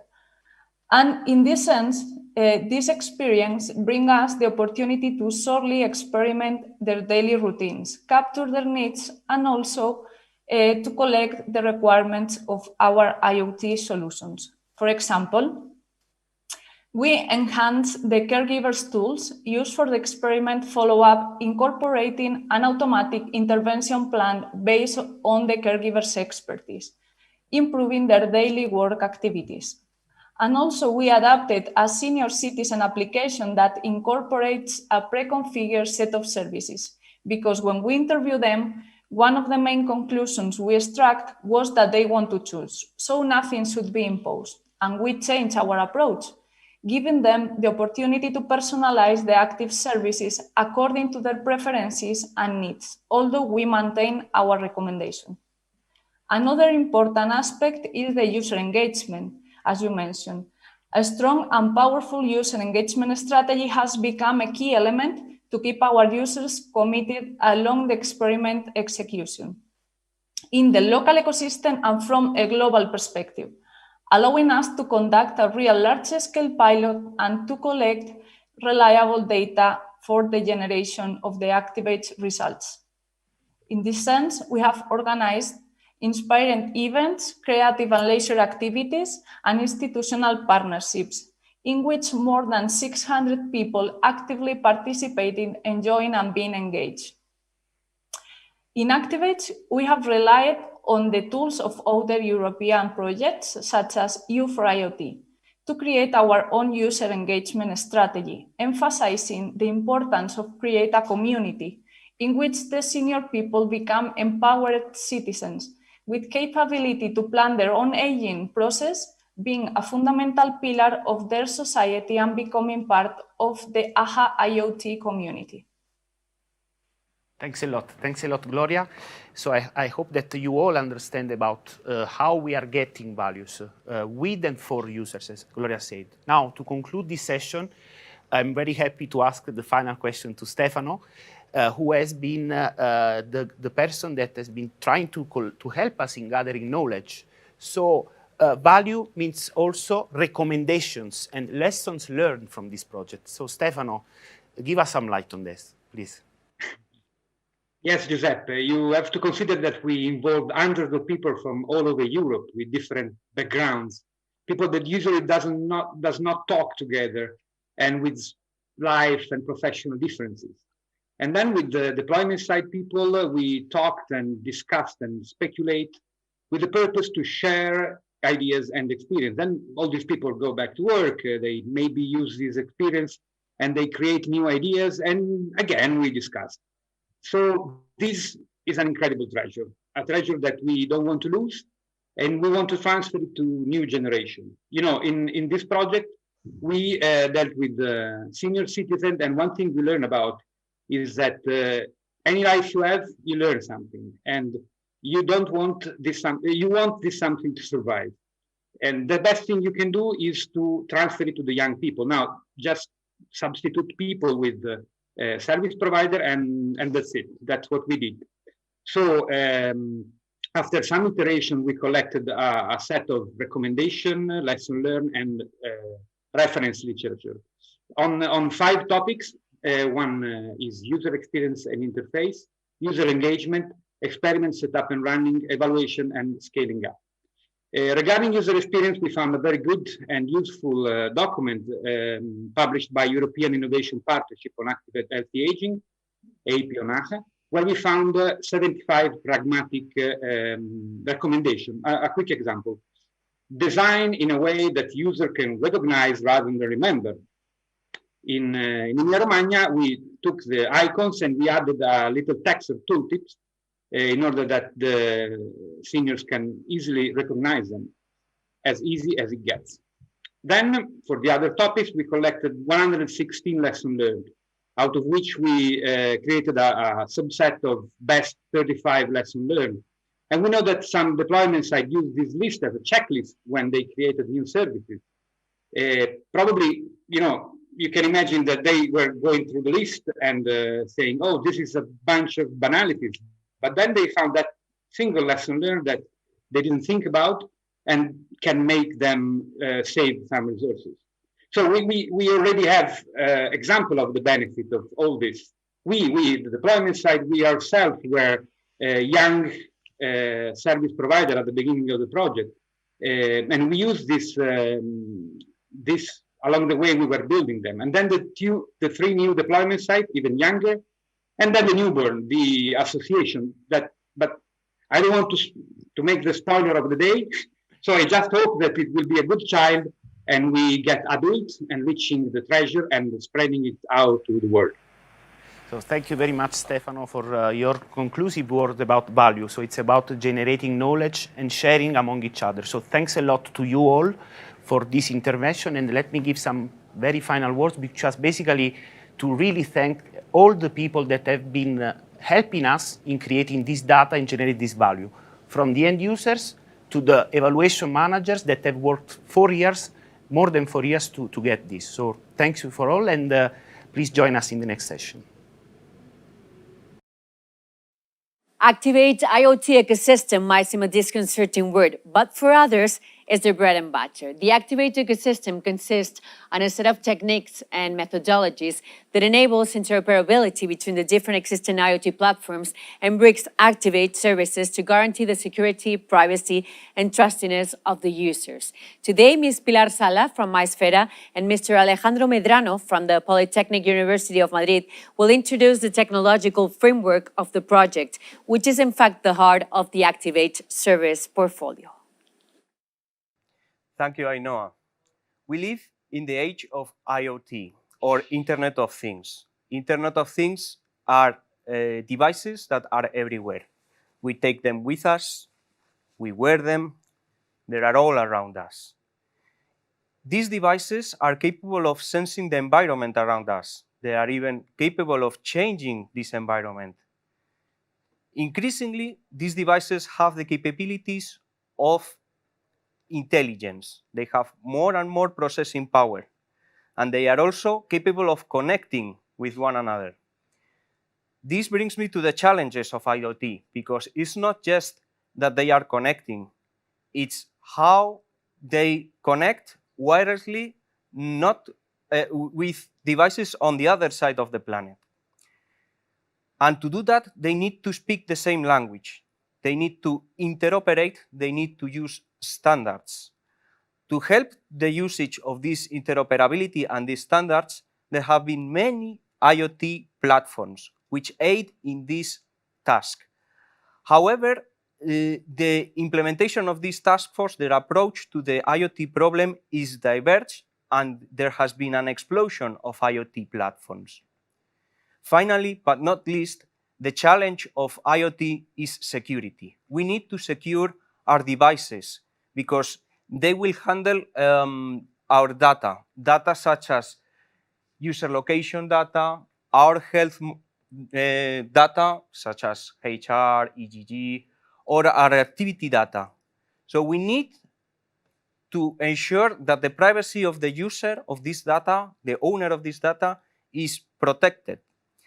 We need to ensure that the data is modeled so that we know what data is, what kind of data this is, and how it can be analyzed. And finally, this data will be used.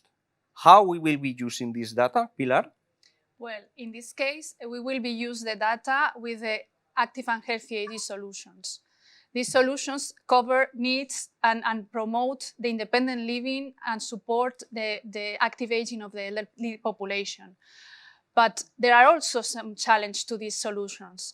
So how we can evolve these solutions to meet the changing needs of the elderly people when they age, or how we can combine solutions from different vendors so that we can provide more value to the users and don't have to have hundreds of applications, different devices, or how we can manage these solutions so to give value not only to the elderly population, but also to other stakeholders that are around them. So all of that are challenges that we have tried to solve in ACTIVAGE, and Alejandro is going to tell us how.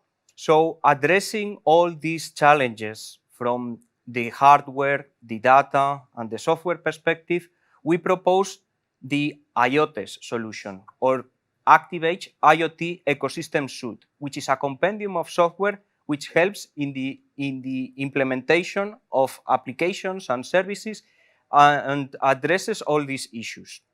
The first is that offers interoperability between IoT platforms. IoTes is not just another IoT platform. It helps you interoperate with your existing IoT platform and with any IoT platform. Hence, the explosion of IoT platforms is managed. The next is it offers a data model. This data model is standardized so that we know what kind of data IOTES is managing at each step of the process.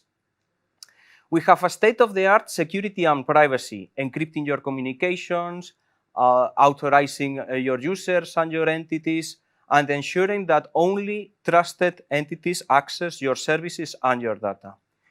We have an analysis suite to help visualize and analyze your data, and there are many other features of IOTES. But essentially what IOTES helps you to do is evolve your applications, create your applications, and manage your applications using the existing pieces in the ecosystem. These pieces like hardware, data, software, which we store in the marketplace. So Pilar, what kind of things can we find in the marketplace? Well, in the marketplace, we can find the ACTIVAGE solutions that we have developed and deployed in the project. At the end, we have a set of 32 applications for active and healthy aging that will cover 11 reference use cases, as we have seen during the day with examples of the end users and all the interventions.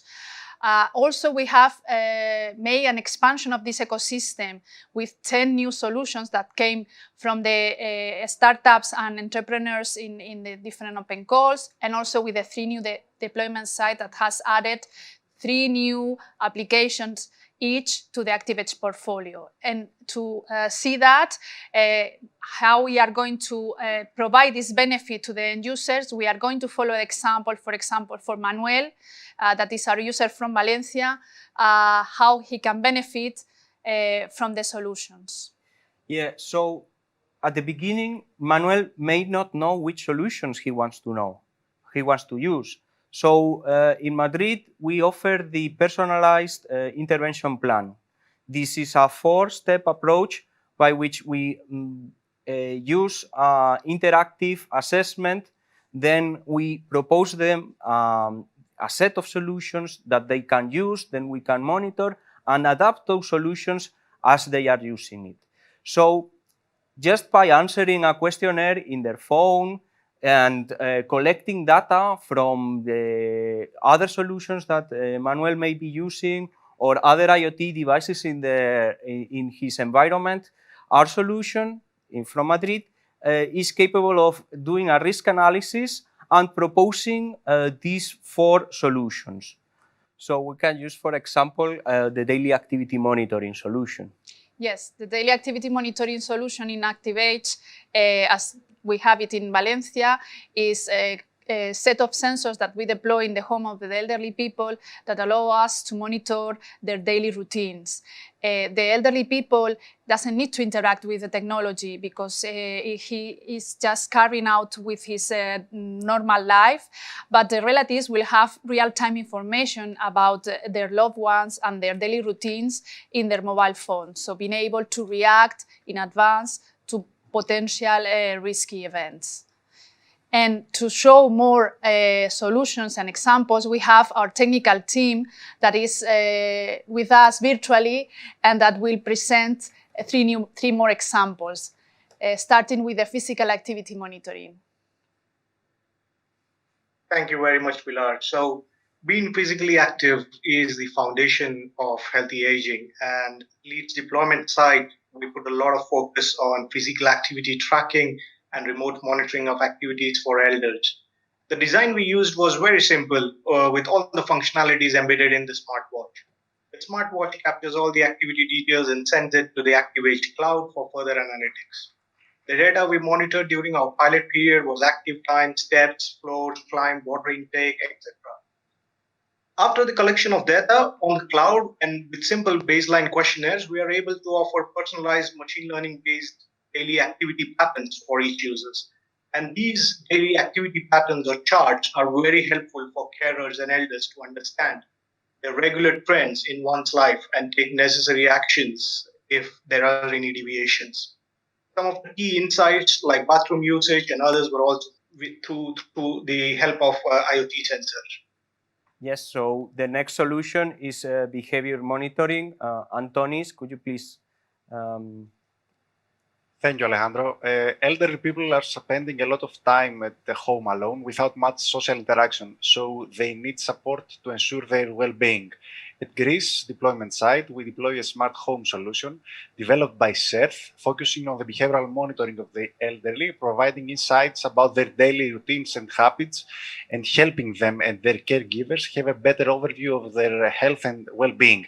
The solution has been deployed in more than 300 homes in municipalities all across Greece. Our behavioral monitoring system uses Raspberry Pi to collect data from various smart devices installed inside the house. Motion sensors detect the presence of the elderly in each room. A door sensor captures the movement in and out of the house, while a panic button, if pressed by the senior, alerts the dedicated caregiver about the emergency situation. Our solution also includes health monitoring devices such as blood pressure, glucose meter, and various devices. All data are collected through a central server and are depicted through a monitoring platform where only the dedicated caregiver of each senior has access. After the collection of the data on the cloud, our solution analyzes the patterns of behavior, matching and learning from the user's own previous patterns, using advanced machine learning and pattern recognition algorithms, along with the use of data stored in IoT's data lake. Various helpful insights are extracted through our visual analytics components and are depicted through the monitoring platform. This way, our solution can accurately detect abnormal behavior and notify, if needed, the dedicated caregiver, or even take action by proposing different activities and so on. Some key insights like bathroom and kitchen usage, home exits, home's temperature and humidity conditions, and sleeping hours are derived from our solution, and based on them, if an abnormal activity is detected, alerts and notifications are sent to both the seniors' caregivers and their relatives. Thank you, Antonis. The last solution that we are going to present today is the outdoor safety. Regel from Galicia. Thank you, Alejandro. The outdoor emergency button is a technical solution for providing safety to elders at any moment in outdoor spaces. It allows fast assistance if any emergency happens, just by pressing this button. This solution is especially useful for people that no longer feel confident with their physical state and become afraid of having some trouble outdoors, being alone and unattended, such as accidental falls on the floor or feeling unwell, lost, or disoriented. In case the elderly user perceives any situation as an emergency, he or she can press the panic button, which connects to an emergency center and sends an alert, the elder ID, and the GPS position. Also, a voice call is established to obtain, if possible, further information about the emergency. The center will redirect the alert, along with key emergency details, to the most adequate assistance providers, according to the specific situation, such as relatives, caregivers, medical services, or police, in order to provide quick assistance. This technology solution allows elder users to not become isolated and homebound when they feel not completely confident performing outdoor activities alone. This way, this solution promotes an independent life and an active and healthy aging. Okay, thank you, Regel, and thank you, Rohit, Antonis, the technical team. So the key aspect of these solutions is that they are all working on top of IoTs, offering this interoperability and allowing users such as Manuel from before to use these solutions independently from where the solutions come from or where these users are. Finally, I would like to thank everyone that has worked in IoTs to bring you this solution, and also thank everyone that has worked in the ACTIVAGE solutions. And now let's take another break to face a new block of the event that will be focused on a more business-oriented approach, having the vision of international experts. See you now.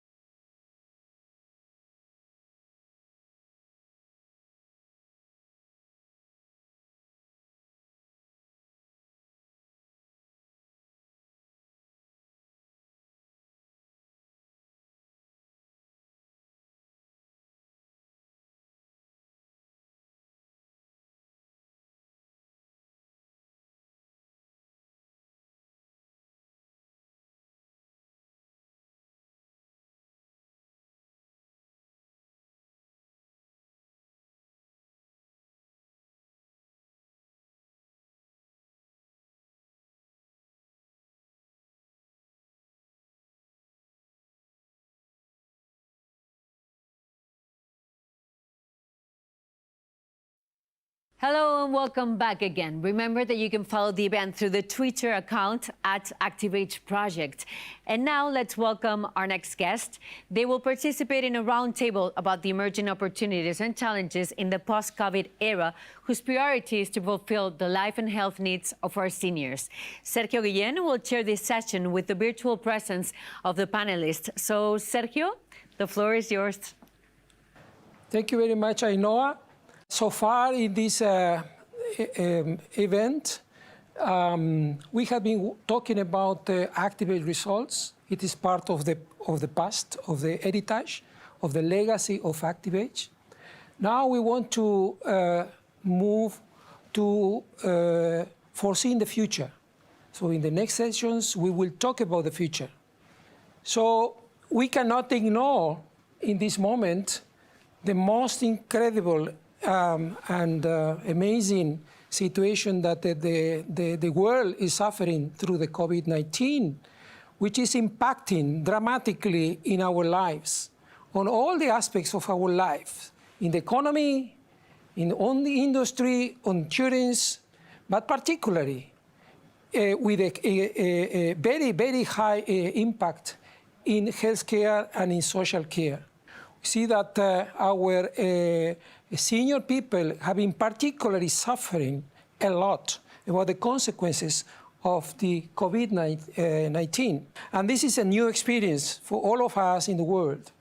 So in ACTIVAGE, even though we have the pandemic has started just in the last months of the project, we have experienced the dramatic impact of COVID in our users.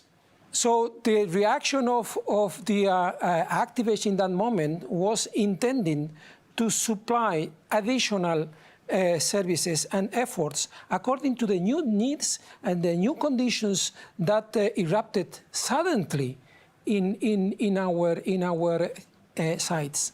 So the necessity, for instance, of having more deploy to provide services to many people that apparently was not needed before, but as a consequence of the isolation, as a consequence of the lockdown, apparently new needs, the necessity to have technologies that are more enabled to auto-configuration, to very soon deployment in more massive, so a lot of conditions that we didn't consider before in our designs. So what is important is not only how we react in the short term, but what is important is that we are rethinking and how we are going to redesign the new services for the time of the post-COVID era. So, but I want to talk about the future. With the lesson learned in the last 8 months in all the world, I would like that we start projecting in the future, because it is important for the continuation of ACTIVAGE. And for this, I invite 3 experts in the domain, from the consumer electronics multinational company to industry experts in the field of IoT and social experts that will invite to join me virtually in this session. And I want to invite Mrs. Maite Pozo. She is the coordinator of the network of friendly cities and communities for all the people in Spain, and she belongs to a very well-known Inserso organization. The second guest is Mr. Kit Lam. He is the Chief Innovation Officer of Samsung R&D Institute in the UK. And my third guest is Mr. Damir Filipovic.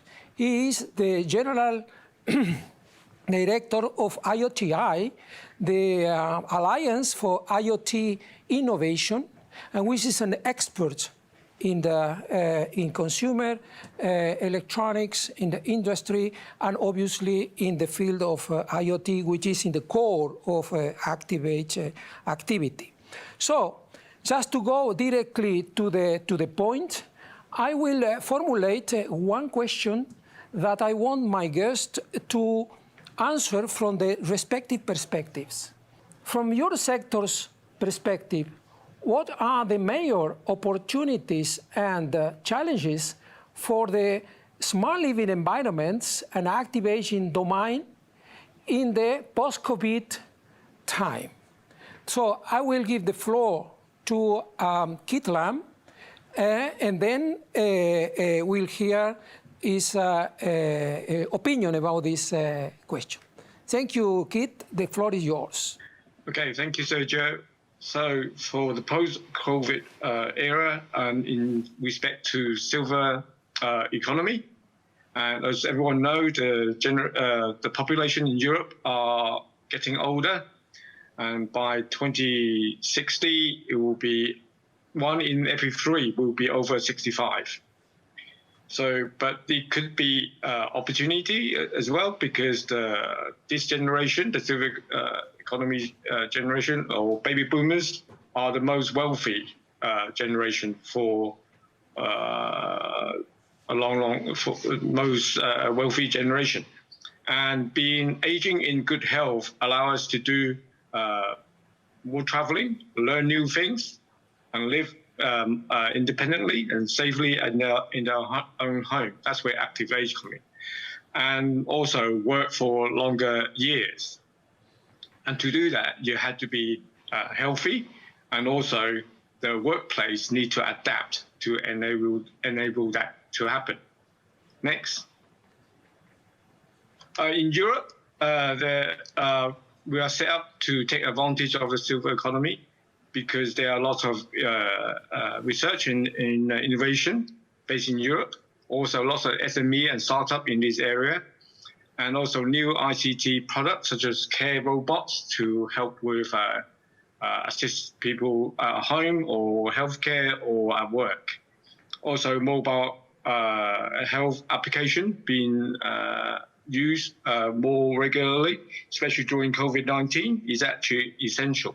Even I had one, used it for my, I had problems with my insect bites, and it worked wonderfully. Also, I got the medicine through smart pharmacy, and it works really fine.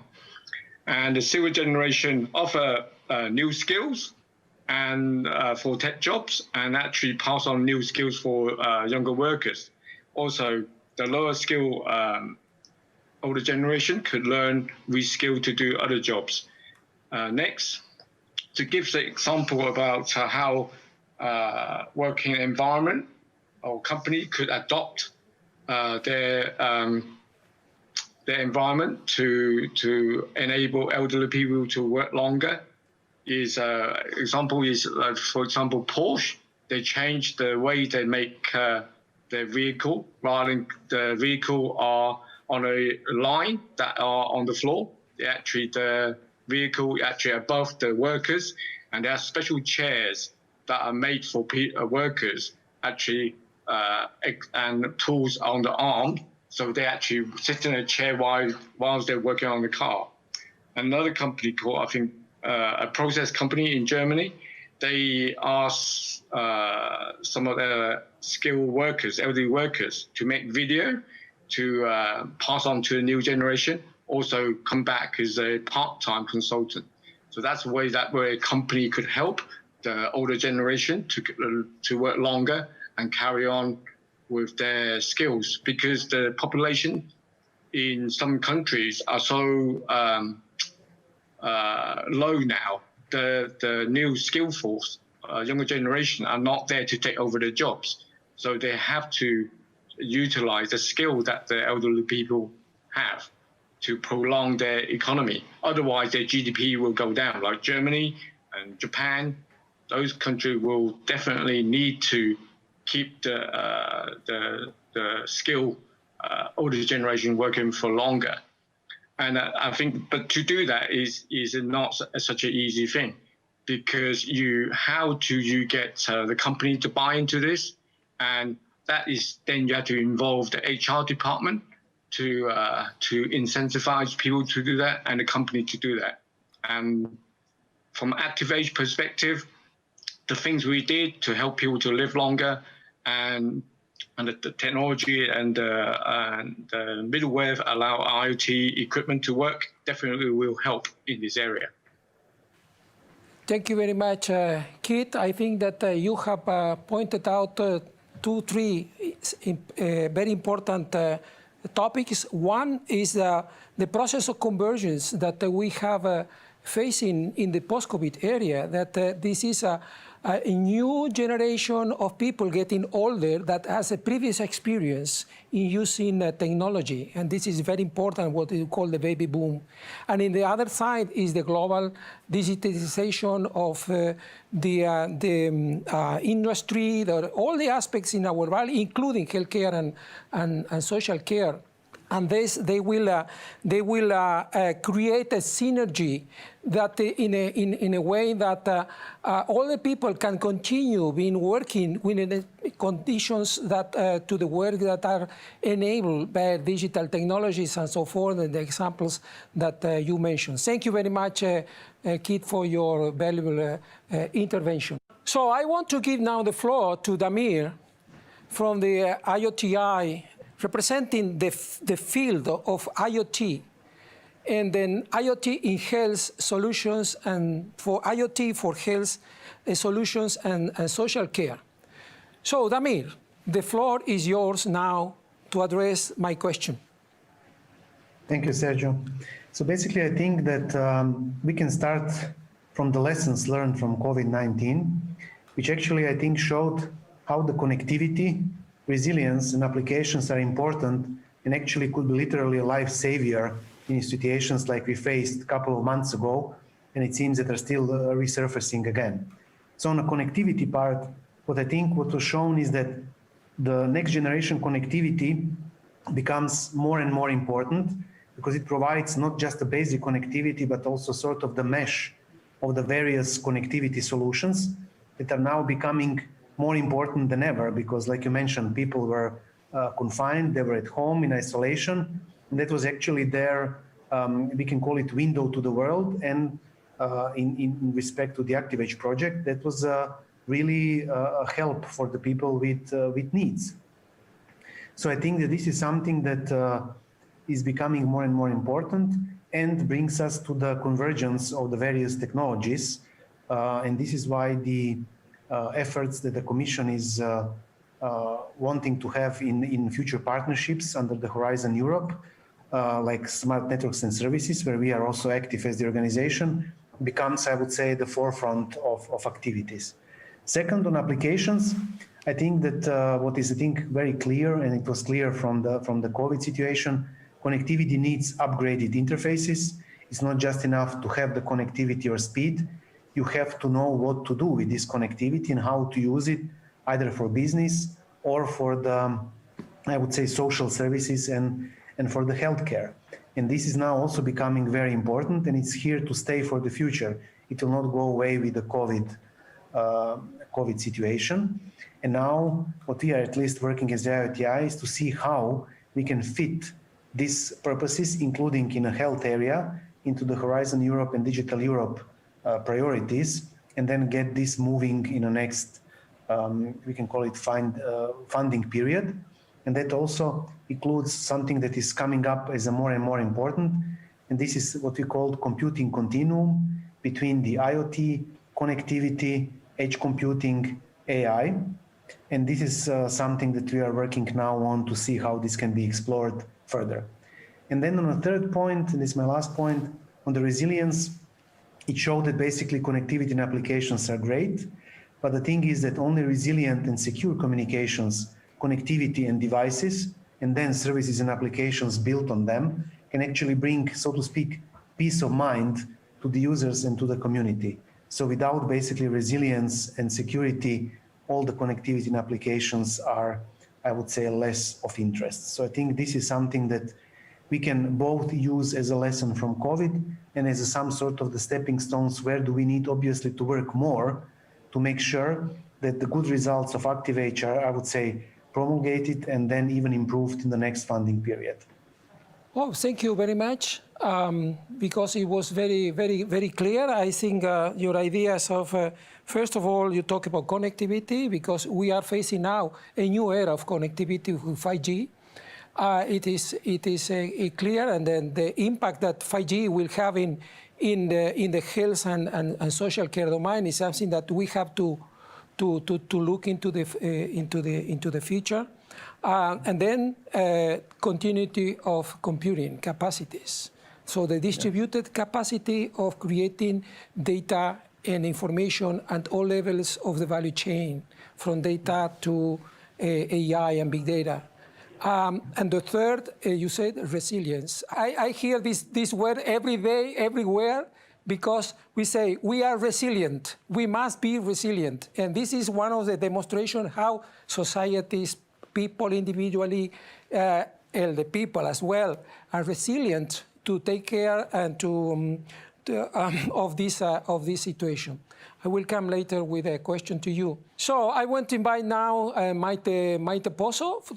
From the other side of the coin, she is in the side of the demand.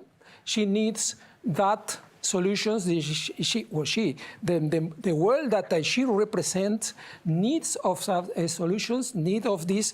But I know that Maite, as a message, as an idea, to respect to the challenges that are coming in the next times. Maite. Yes, well, thank you very much, Sergio. And I just wanted to clarify that the initiative of the network of cities that are friendly with elderly is a World Health Organization initiative, and it is going to be implemented worldwide. And the INSERSO, where I work, they are in charge of spreading this, disseminating this, and bringing it down locally at the municipality level, because in the end, that is the administration that is closest to citizens.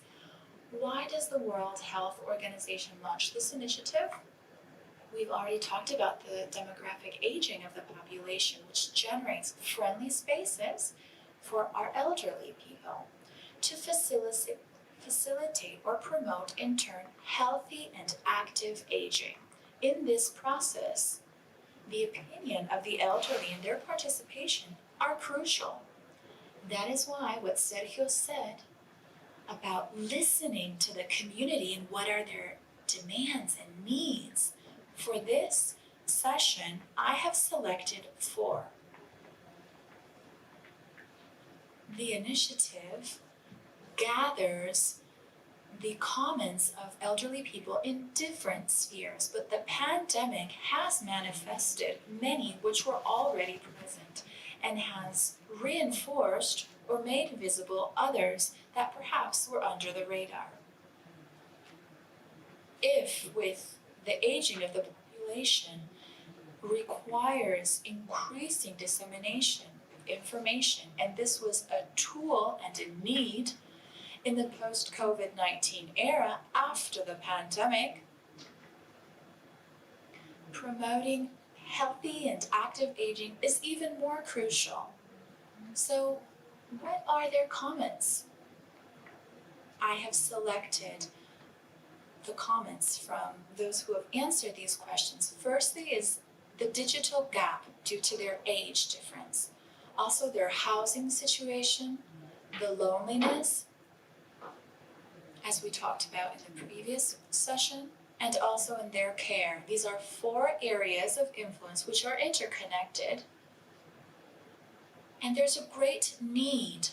The elderly people have demonstrated that there's great need to make these 4 spaces friendly to them. And this is not only a physical, it is also, as Sergio said, a social space. We need to work and implement activities and take measures in the social and physical spaces, because they really need that social element to be friendly to them.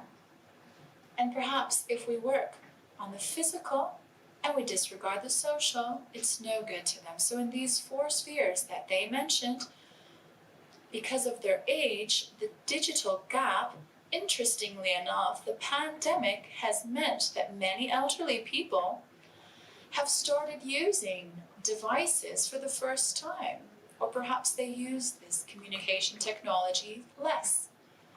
So many elderly people are using communication technologies much more, but they still require training. They are demanding friendly technologies for them, for their age group. That is why it is essential to ask them what their needs are. The social dimension is also a part of the digital gap, because you can supply the technological component. We know because they've provided us with much insight as to what might be useful. But what about the social dimension?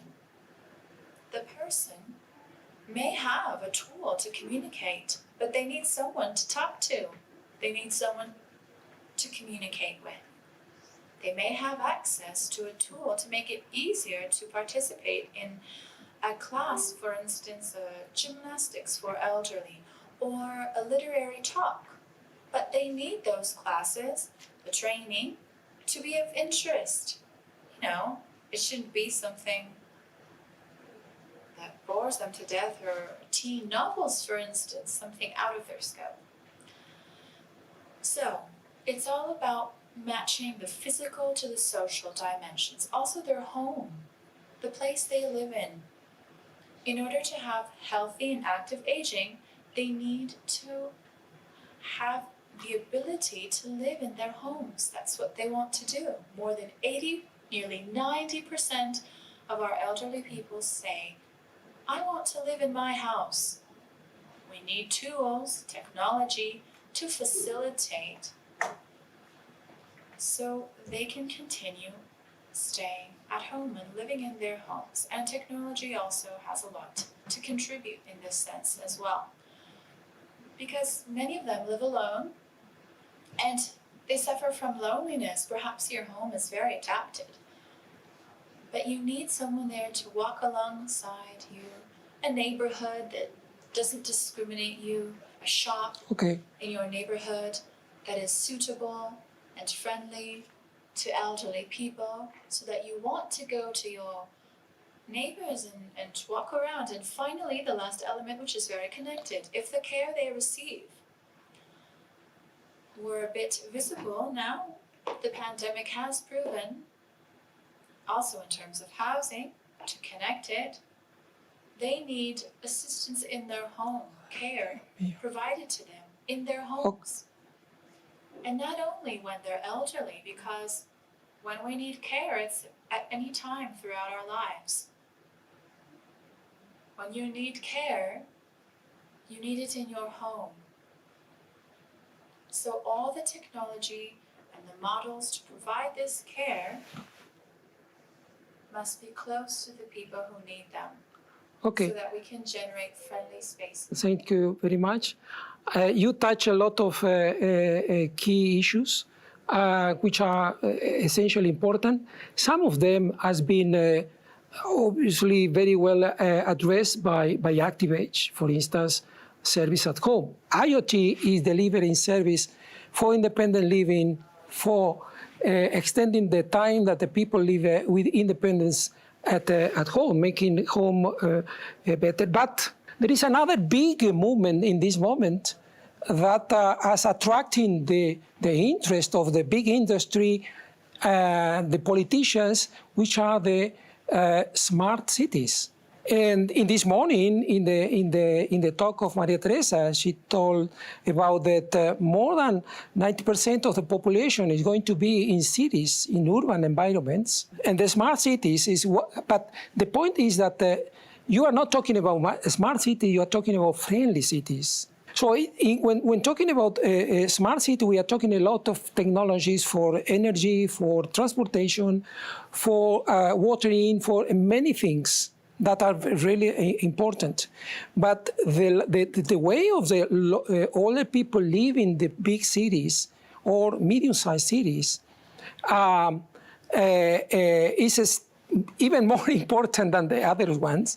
And then it's important that the conversions of the cons and needs that come from the side of the people you are talking about friendly cities, which is a different concept than the smart city. But they are going together. So I would like to move to a last question to Damir, which is connected because I like the continuity of computing. And then we in ACTIVAGE has been advocating a lot on the need to move computing capacity in the edge. In the second step is to embed AI in the edge. And this is something that we are going to face in the next future, in the next wave, in the next generation. Can you tell us very briefly, because we are just running out of time, what is, in your opinion, the trend in this moment in edge computing and the continuity of computing and AI capacity across the value chain? That's actually a very good question, and this is exactly now what the LTI is trying to focus, not only when preparing our strategic research innovation agenda, but also we already provided input to the high-performance computing and big data and AI future partnerships. So their strategic research and innovation agenda, exactly because we understood that none of these partnerships, including connectivity, cannot stand alone, but they are part of this, I would say, continuum. And we just also joined the so-called Transcontinuum initiative, which basically links all of those partnerships and other partners, including LTI, to try to see in some future calls how exactly the questions that you raise can be connected and then, I would say, approached, and then offer some concrete solutions, which I think that then could be of a help also to the ACTIVAGE and I would say future similar projects. And the whole idea that we are now looking, at least in RTI, is exactly how to provide, I would say, this picture of the continuum, what this entails, and then what could be the proper concrete application in various vertical sectors, including health domain. Okay, thank you very much. Thank you very much, Damir. Thank you, Maite. Thank you, Kit, for this very interesting intervention from your sides. Our opinions are very valid. And I think that you are doing the picture of an amazing opportunities and challenge for the future. I guess that ACTIVAGE did a good work in stepping into to be in position really to address that post-COVID future. And then I close the session. Thank you very much indeed to you all for contributions, and say bye-bye and stay safe. Now we are moving from analyzing what is going to be the future in a different angle of the future. Welcome to the ACTIVAGE.org premises. This is the new building where ACTIVAGE.org will start operating in the next times, in the next years. And then I have to say you what is ACTIVAGE.org. ACTIVAGE.org is an association.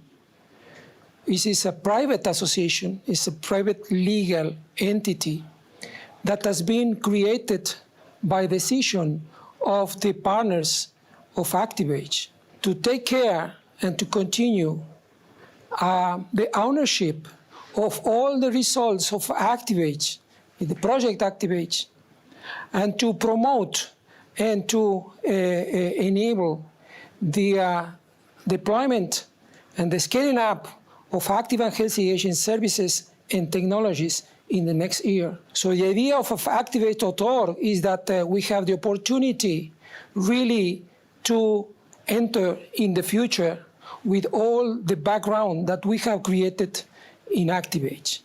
So it's the only way that we understand that ACTIVAGE can go beyond the limits of the project taking all its legacy and to project, as I said before, into the transmission and transference of all the assets, of all the innovation that has been created. And these are going to be done by the same people that has been creating and producing ACTIVAGE.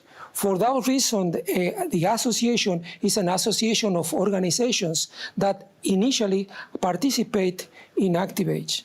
You will see more details of activate.org connecting to our website. So I will not take more time to explain the details, but I want to invite the people that has been in the very first moment of the creation of ACTIVAGE, the founders of activate.org, which are partners of the project. To take advantage of the presence, physical presence of one of the founders of ACTIVAGE, I like to invite Germán Gutiérrez from Medtronic. Medtronic is one of the founders, along with another 14 organizations in the and people of the project. I would like to invite 4 representatives of those organizations that represent the different typologies of organizations that participate in the association. I would like to ask the opinion of all them respected to ACTIVAGE.org. So, Germán, you are here, and what do you expect the ACTIVAGE.org should do to be the real catalyst of a digital transformation? Your opinion is not as a manager of ACTIVAGE that we are the leader of ACTIVAGE. Your opinion is as a medtech company. Well, I get my hat of medtech as Medtronic. I'm delighted to be here in the premises of ACTIVAGE.org. This is a luxury. I think ACTIVAGE.org is a need. Why is a need? And I want you to get the perspective from medtech. Medtech is an industry, is a way to act in the industry in which we normally sell boxes, sell technology in a box, like a pacemaker. And to sell a pacemaker is quite similar to sell it in New York, to sell it in Madrid. It's a box, and you need sales reps, and you deploy those sales reps in a hospital, and you sell box.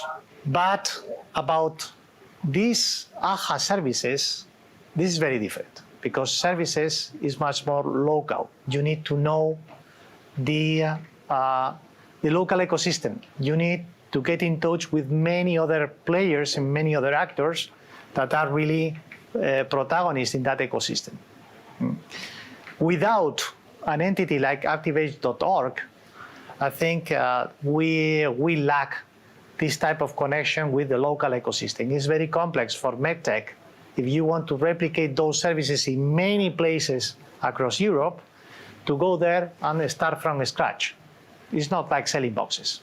So you need someone, an association, an entity, or entities that really knows the ecosystem, knows the challenges, knows the providers, knows the environment, and that you really can walk together with these type of entities. So if we, as ACTIVAGE, do not create ACTIVAGE.org, MedTech would really need a kind of entity that is really acting like ACTIVAGE.org. That's why I think us as Medtronic, as MedTech, we are just really taking the lead in participating as founders in ACTIVAGE.org, because it has a role and it has a leading protagonism in how we are going to act in the market. And I think that is in a nutshell how do we feel as MedTech, as entities like ACTIVAGE.org. So we have a luxury to be participating in this first instance of an association like ACTIVAGE.org. So that's very welcome. So many thanks, Germán. The company is very important for the life and then for pushing Activate.org, because Activate will be what the members want it to be. And then are the members who will drive the direction.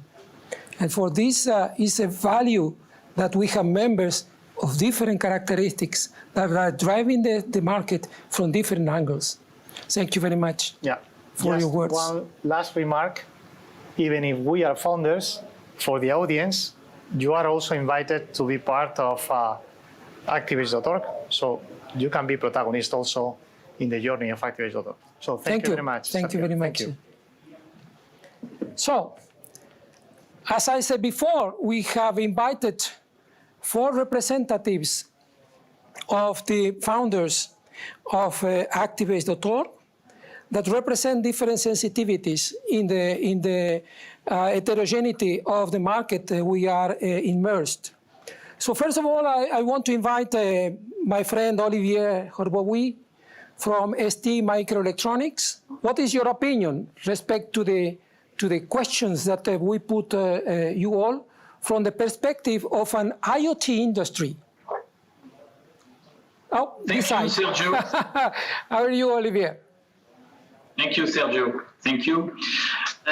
Yes, I will give the perspective of one of the world's largest semiconductor company, ST Microelectronics. So our value is to provide differentiated technology enablers in different domains. And one of our focus is the digital transformation of healthcare and well-being, which covers aging well. So aging well is a domain in which we are actively involved for several years. ACTIVAGE project being one of our major contribution. So what did we learn during this experience that we should keep in the ACTIVAGE.org experience? We learned that the digital transformation in aging well, in other words, the creation of an Internet of Things active and healthy aging ecosystem, it supposes the integration of thousands of smart things. And these smart things, they must get the embedded technology to be able to interact with their environment. For instance, a smart thing must be connected, must be able to sense its environment, to act on its environment, and should be now enhanced by artificial intelligence.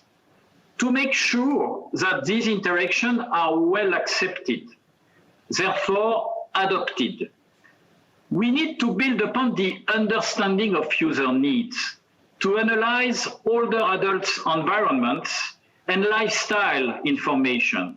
Then we can identify the needs and provide customized solutions, ensuring as well the user's data privacy and security. And this is the reason why we are so excited to be part of the ACTIVAGE.org experience. Because through microelectronics, working together with other partners, each specialized in their domain. I mean, we saw, for instance, Herman from Medtronic mentioning the MedTech contribution. So because through microelectronics, we have together the opportunity to make a positive contribution to people's lives, bringing the positive impact of the technologies, which is always challenged in this kind of environment. These technologies that we develop through solutions based upon the Internet of Things in order to improve the quality of life, the health, and the autonomy of the older adults. Thank you, Sergio. Thank you, Olivier, for your intervention, for a very clear vision of what this industry, because you are in the heart of the IoT. And we are claiming that in ACTIVAGE, we have deployed more than 20,000 devices, sensors. And how many of these devices are wearing devices of ST Microelectronics?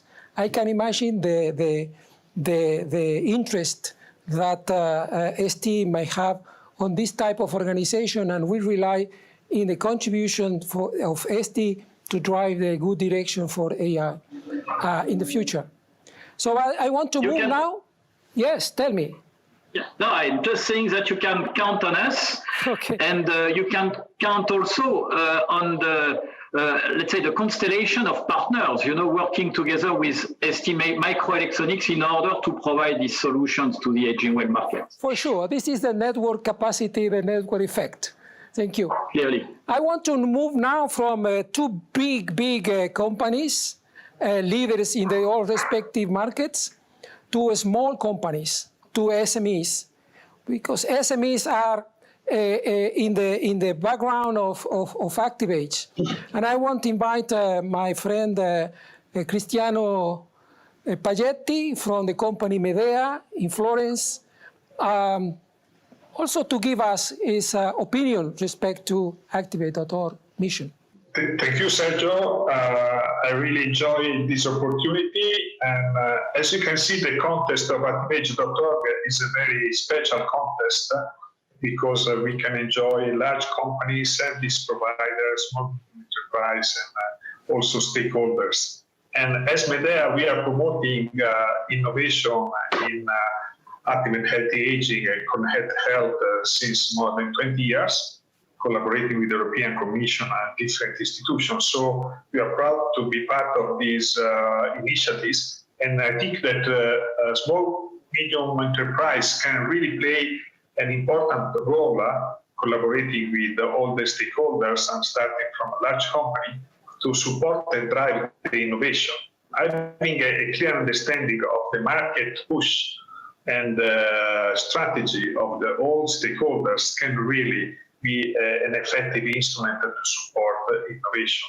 But ACTIVAGE was able not only to demonstrate innovation capabilities in terms of deployed technology, but as Medea, we coordinated the overall impact assessment framework with respect to reference baselines such as quality of life, sustainability, and service acceptance. And now, for the first time, we have a very strategic asset because taking into account the local ecosystems, we can provide for the first time the evidence towards decision makers of the impact of this new service. And this is a very strategic asset to be able to come over several barriers that in the past have been addressed by this contest. So we really plan as Medea with ACTIVAGE.org to go ahead to expand the impact and the scalability of those solutions and welcome new partners and new service on board to this ecosystem. Thank you, Cristiano. Thank you very much. I think that the role of SMEs in ACTIVAGE.org will be crucial. Remember that in ACTIVAGE.org we have created the way, in ACTIVAGE project, we have created the ways to attract SMEs into our ecosystem, and for sure that Medea is one example of a small, medium-sized enterprise in this domain. But our three previous speakers talks mostly from the side of technology. And I want to move at the same level of SMEs to the demand side. So I invite Mario Lecumberri from ECBN Star, and a small company in Valencia that is a service provider, is really social care service provider that has embraced the technology of ACTIVAGE, participating very heavily, very actively in the deployment site of Valencia. So Mario, just tell us what is your feeling about ACTIVAGE.org. Hello, Sergio. Thank you very much. As you know, we are professional home caring services. Now we are jumping into the benefits of innovative care as a complementary support of the face-to-face of caring activities. And we know and we understand very well the benefits of participating in ACTIVAGE.org. Why? Because for a caring company like us, this is a great opportunity to provide IoT solutions to end users. We know we are near to the end of the IoT blockchain of innovative care, and our position allows us to capitalize the products that go on the market. we are working in a client, in a business to client model, and we are called to deal directly with users who are going to adopt IoT solutions in their lives for active and healthy aging, increasing their well-being and autonomy. So for all of this, we celebrate the possibility of belonging to ACTIVAGE.org as a natural continuity of ACTIVAGE project to explore new business models in the field of care. Thank you, Mario. Thank you, because you represent one of the examples that we were pushing in ACTIVAGE.org since the beginning, when we foresee the creation of the marketplace of ACTIVAGE.org in the near future. Because companies like ECV and Star that are very well introduced in the local markets, we need hundreds of companies like ECV and Star spread out in all Europe. Because these are the companies that will bring the service to the user who lives in the towns, in the cities, in the rural areas, and so forth. So this is a critical importance of companies like ECV and Star, and we have some other examples in ACTIVAGE of companies like that are welcome to join ACTIVAGE, because we are creating the condition for these companies really to enable, to enhance the market reach in the capacity to bring more clients and more business at the end of the day. Not in the last place, is in the last order of intervention. I invite Elena Rocher, is member of Las Naves, a foundation for innovation of the municipality of Valencia, and is one of the is the leader of the deployment site Valencia. And this is an organization, it's a public organization that starts with ACTIVAGE.org since the very beginning of the project.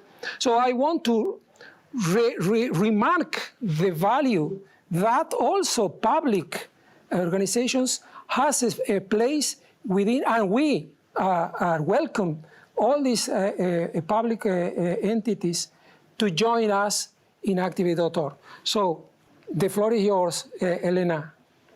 Hey, hi, hello, Sergio. Thanks for your words.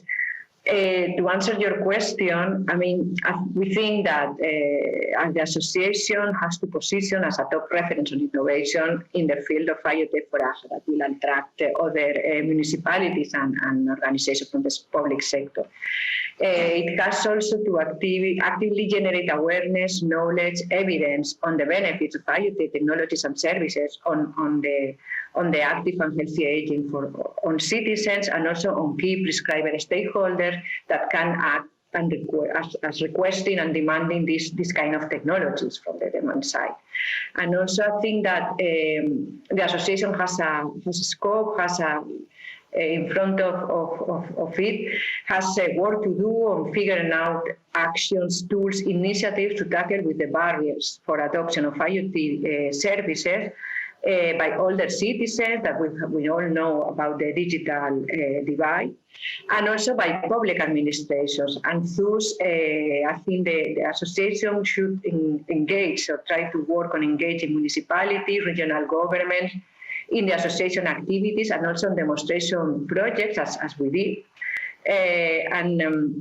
Because they are demand drivers and can bring closer these benefits to the most vulnerable population and those which are in greatest need.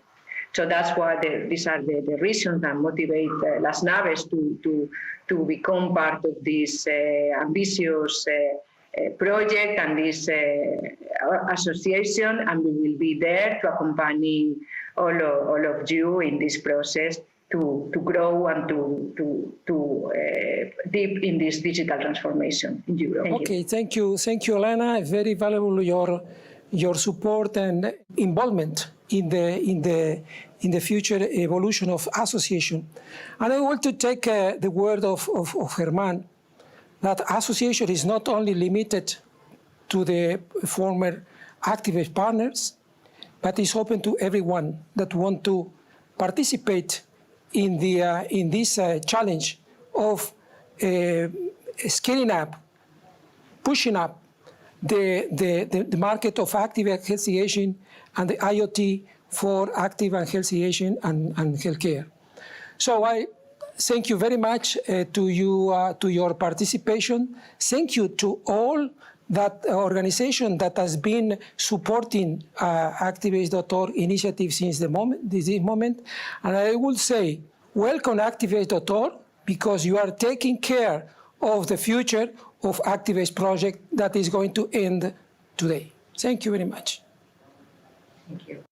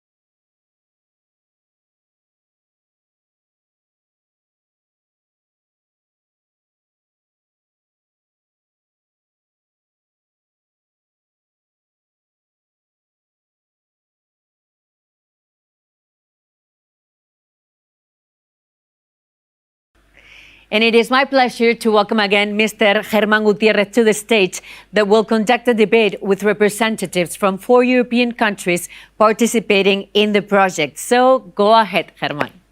Thank you, Ainhoa. And now it's my pleasure just to introduce what I consider a very important session for this morning, that is about European administration strategies in the active and healthy aging field. And why is it so important?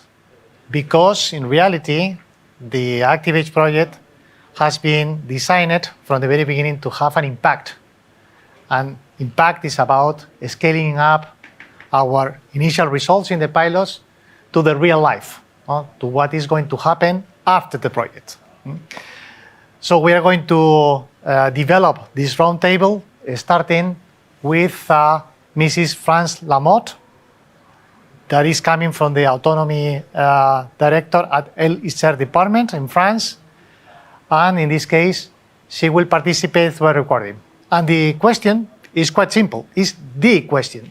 Which are your strategic plans for providing active aging services at large scales in your region? And this is going to be the same question for all the panelists. So we are going to start with France, and this is the recording. Thank you very much. We have already launched active aging innovation in our region.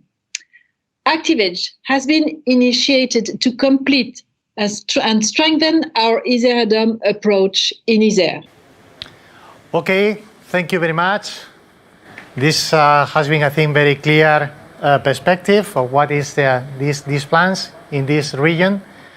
And we would like to continue with Mr. Rudolf Lang, that is the CEO of Assisted Home Solutions and consultant for the Bavarian Red Cross. So same question, same ambition. So the stage is yours. First of all, I would like to stress that together with our site operators in ACTIVAGE, that is the Bavarian Red Cross, Johanniter and WBG in Mindelheim, we are in negotiation the next steps in terms of upscaling and replication. These are concrete plans for new sites to equip with our solution, and B, including our control in their emergency call program as alternative control. On this basis, I would now like to answer your question more with my head as Managing Director of Assisted Home Solutions, which is more a commercial perspective. The first point is the politically. Participation in the discussion on the extension and the aids paid for by the long-term care insurance with the keyword digitization. The Federal Council in Germany has tabled a resolution to promote digitization in the care and furnishing of apartments with IoT AHA. At the same time, long-term care insurance companies were asked to organize the assumption of costs of such schemes by the long-term care insurance. This is a politic new in German politics.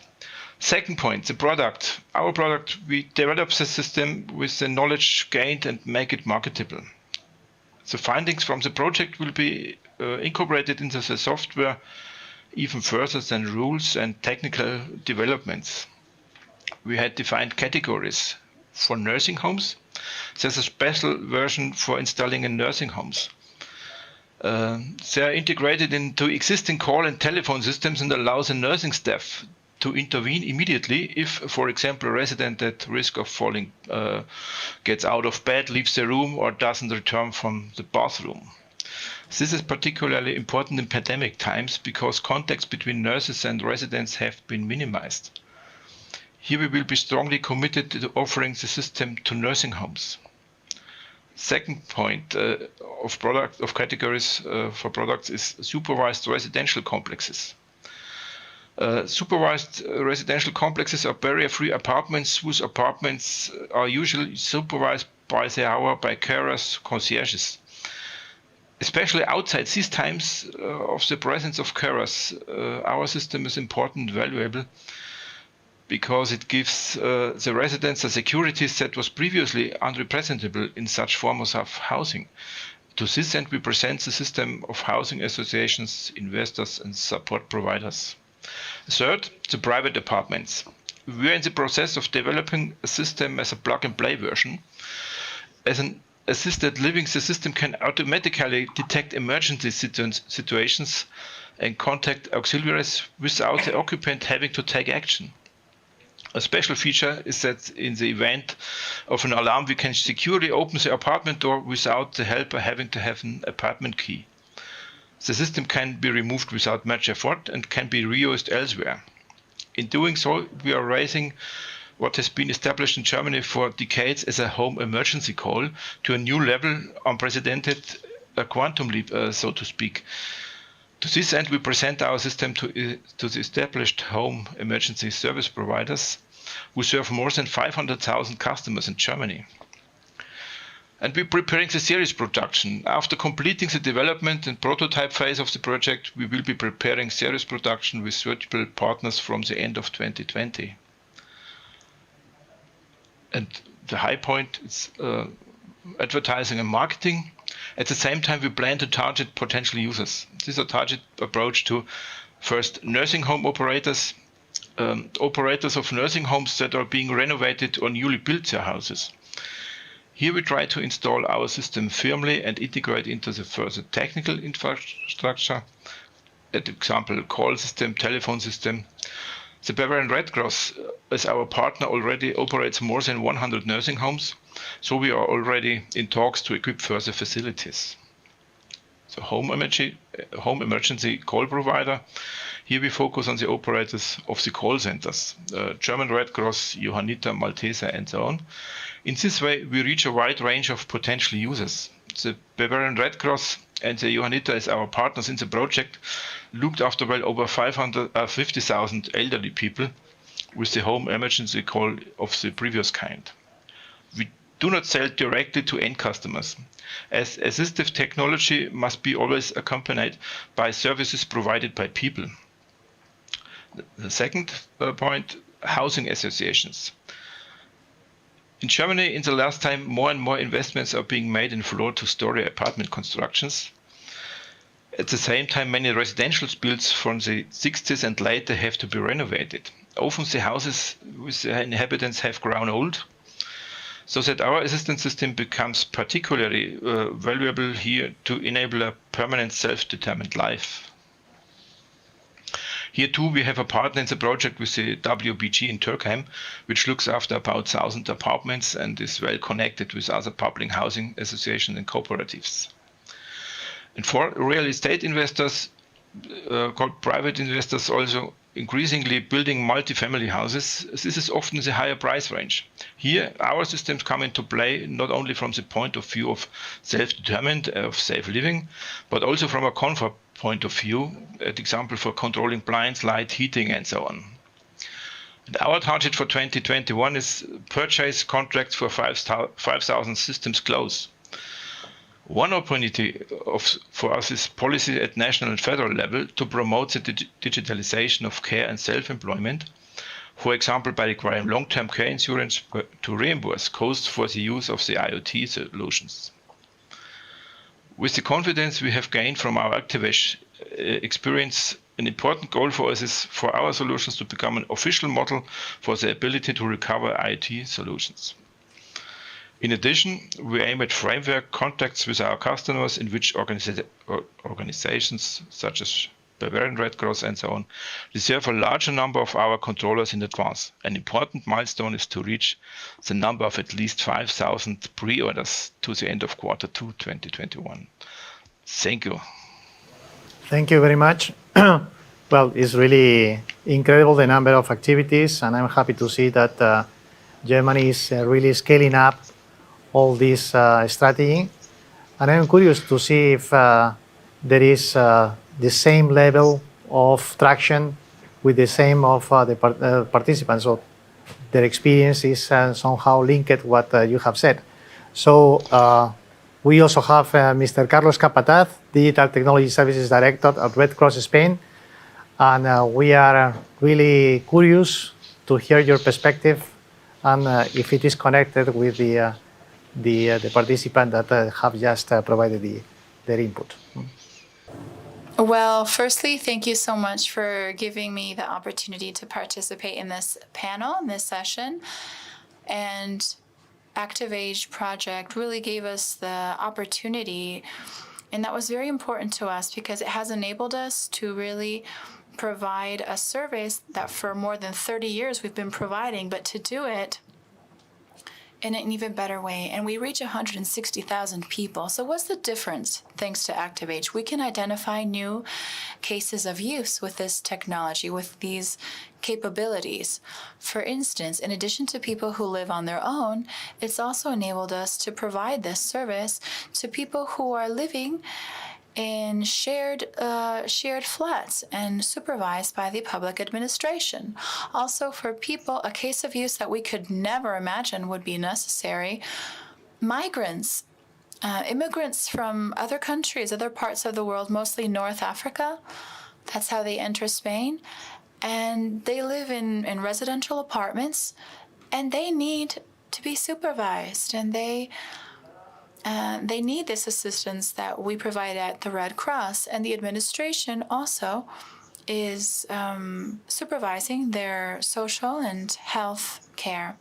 Another use, unfortunately, is for people who, due to the loss that they've suffered from the pandemic, they've lost someone, and they maybe have reduced mobility, and this has been the case more so in the community of Madrid. Additionally, we have included this also as a service in a project that we have identified as therapeutic assistance. This is run by other departments, the health department at the Red Cross. We have 144 users and 11 regions in Spain.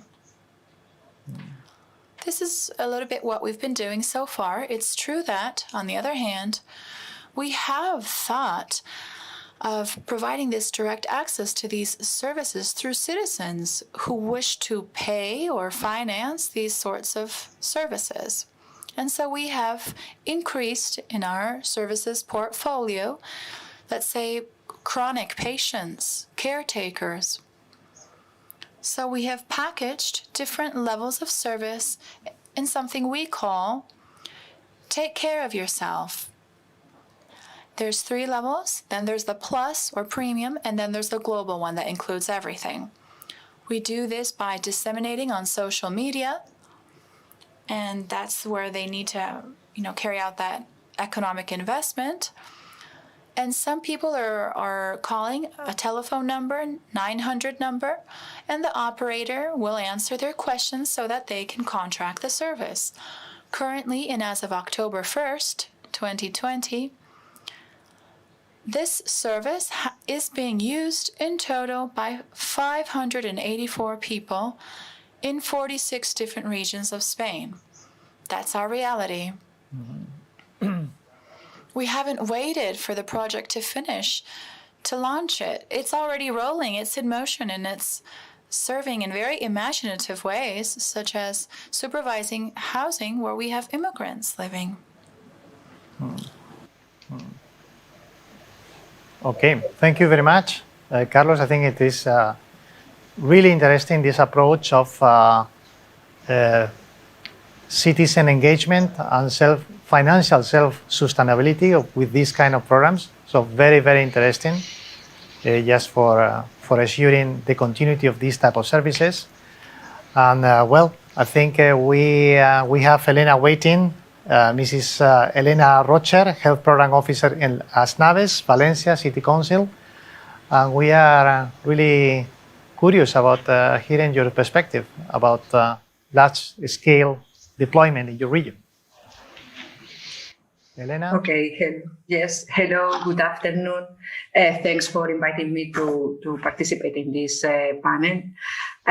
First of all, I would like to explain the context where we, Las Naves, act and how can we can influence or shape public policies to scale up the ACTIVAGE services. Okay, Las Naves is a foundation promoted by Valencia City Council, and our aim is to promote social and urban innovation within the city by testing innovative solutions that tackle with real needs of population generating evidence and assessing the results and evaluating these innovative solutions to see if it's worth to scale up as new public services. So this is the framework where Las Naves can act to scale up services such as the ACTIVAGE services. Now, and that's the reason why we engage in this passionate and exciting project.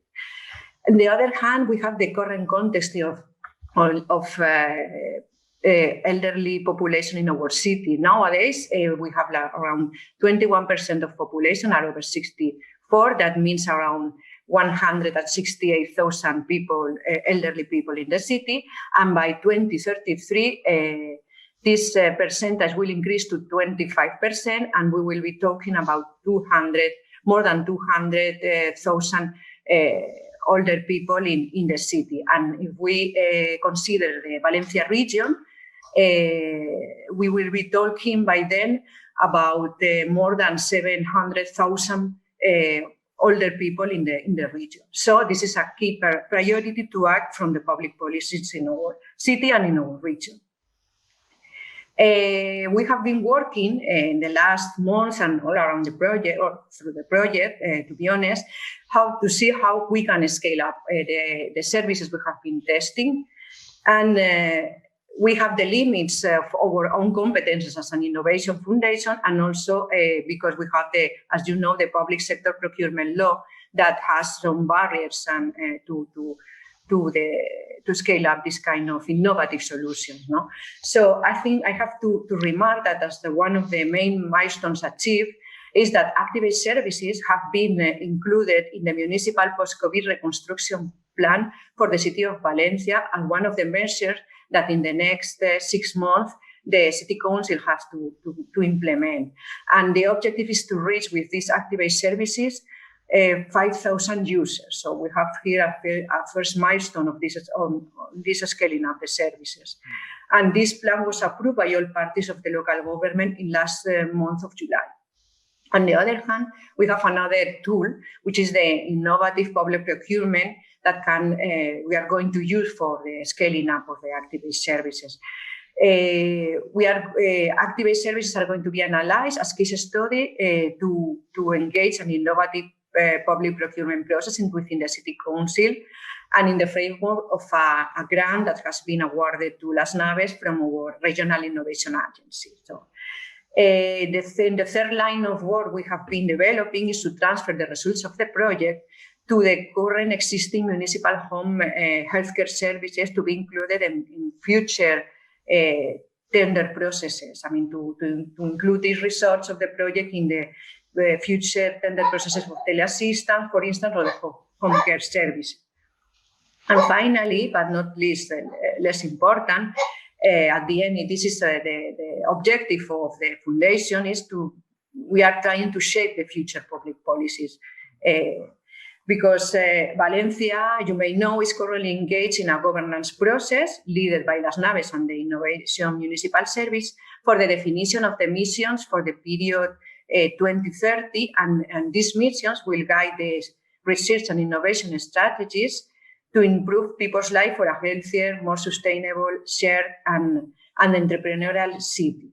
And beyond the topics we are considering to define the future missions, we have a clear one, the longevity and active aging. This is one of the areas of relevance where we will have to define missions, concrete missions, to develop the city as a healthier city. So in the future, projects, grants, prizes, awards, any kind of public policy tool that we launch from the city council will have to focus on the development of this kind of services that tackle with the challenge or the area of relevance of active aging. So this is what we are now engaged and trying to promote and to carry out.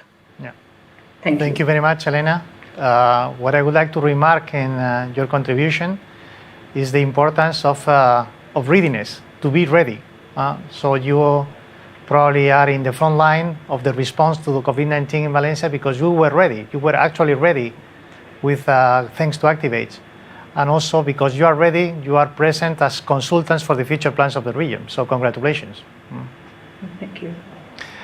Well, our last panelist is Mr. Odysseas Raptis, a board member of CitiesNet SA, Digital Cities of Central Greece.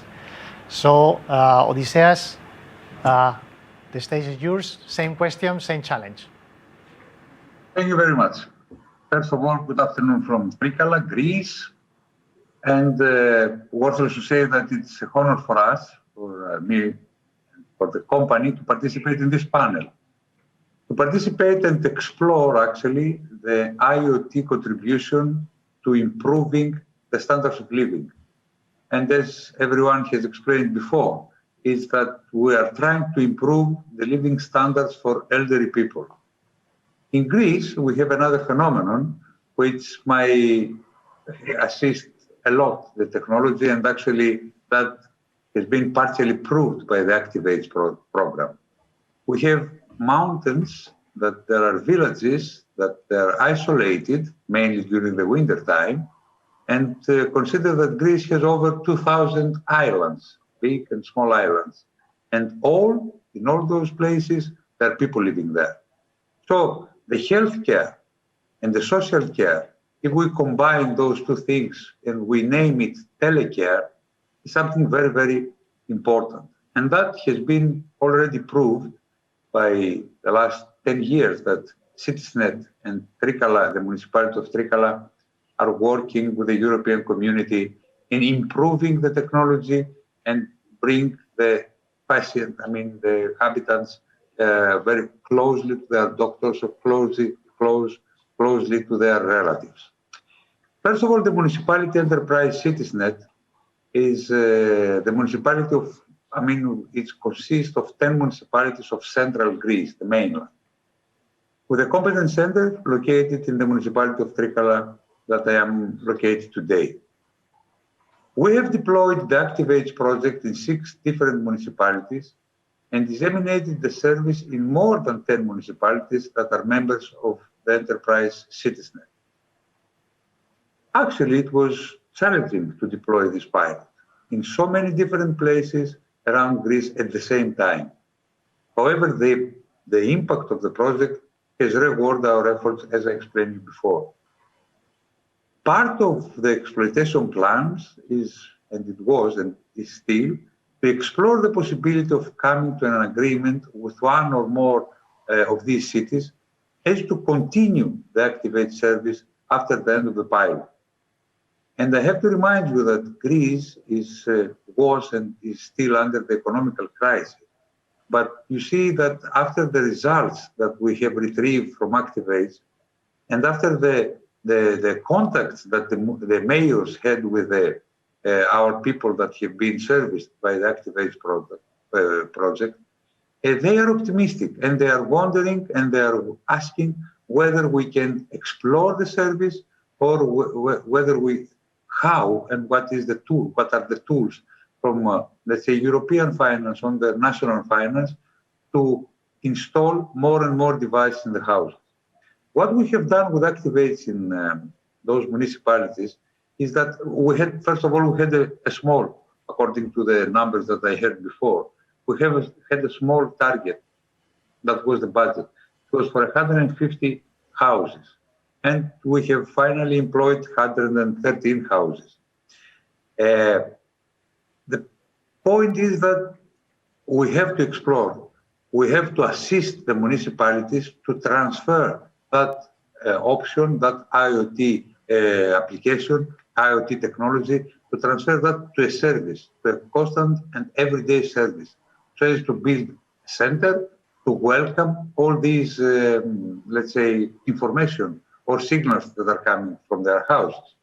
We have employed the detection sensors in the houses, and on the second part, we had the blood pressure measurement and blood sugar measurements during this project. Both were optimistic.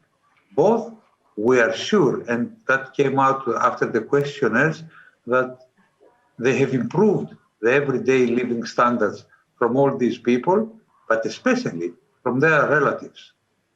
People that are accepting to use the technology are people that have not the driving license, or they're not easy for them to move. So you understand that there are relatives that they have to serve, or they have to pay to move, and by this they're feeling secure that they have somebody to take care of them if they're falling down, or if they are not following the formal, let's say, everyday procedure. To conclude, municipalities are interested in Greece. Thanks to the ACTIVAGE, thanks to the consortium and the technology, thanks to CERT that we are working together to implement this project, they are ready to follow and to continue the project. Regarding the COVID-19, as everybody know, we had lockdowns in Trikala, lockdowns all over Greece. The IoT telecare service for elderly during this COVID-19 lockdown, it was not only welcomed, it was a solution. It was a solution because they had no the opportunity to go to their doctors, to drive to their doctors, to walk to their doctors, to, let's say, get the every week or every month measurements. So we still have letters from our people that we have served, letters and their relatives writing to the mayors that we have to continue on this. Having that in mind, that there is currently a second wave of pandemic here in Greece, both services could become a part of each municipality's strategic approach. What we have to do with the pandemic is to leave IoT to help and assist all these members, all these people. That's it from Trikala. I don't know if you want to ask me something more, but I think that that was a successful, a very successful application, and the society is still happy. Thank you, Odysseas. Thank you to all the panelists for your contribution. Not a question, but I would like just to make a final remark. This question was the very same question that we made at the very beginning of the project 4 years ago. To health administration, to social administration, to politicians, and the answers were very generic. I think the main difference to what we have heard today is that these answers are much more concrete, much more tangible, and demonstrates that this is a growing need, and we have solutions that we have already developed within ACTIVAGE and will condition how administrations are going to react to this challenge of aging population. Of course, pandemic is an accelerator, as we stated at the very beginning, and I think, well, your contribution and your comments are really clear on the importance of what we are doing in this project. So thank you very much. Thank you very much for your contribution, and we continue the show. Thank you. And we are now approaching to the end of the gala with a very special moment for the project. I would like to welcome virtually part of the huge, great team who have made this great project great success also. Thank you very much to all of you for taking part during the ACTIVAGE Award. These awards are going to recognize the work done in the different project domains. With no more delay, we continue with the award ceremony. Award number 1. Best Recruitment Campaign. This award is going to acknowledge the project deployment side that Best Strategy Campaign has developed during the project lifetime. And the winner is Madrid Deployment Side. Congratulations to the team receiving this award. Thank you very much for this award. In Madrid DS, we feel very honored. This has been a teamwork with very different profiles. We have been university and SME collaborating, also profiles of developers, researchers, caregivers, and this big team has faced a lot of difficulties, but we have tackled them. Because all the time we have had a lot of respect and there has been a lot of support. All of the members of this team, in spite of the difference that we could have received and have given a lot of support. At the same time, this recruitment strategy has kept us very close to the users. we have been with them, knowing them and their circumstances, their difficulties throughout 3 years, but especially in this last year with the pandemic. This has given us an invaluable knowledge and a lot of experience. I think that all of this knowledge and experience we all cherish personally, but at the same time, we have been very enriched professionally. And of this enrichment, we have been able to apply to our Madrid EDS and to ACTIVAGE. I want to thank ACTIVAGE to give us this opportunity and give us also all the project, the idea that we have. This is only the beginning.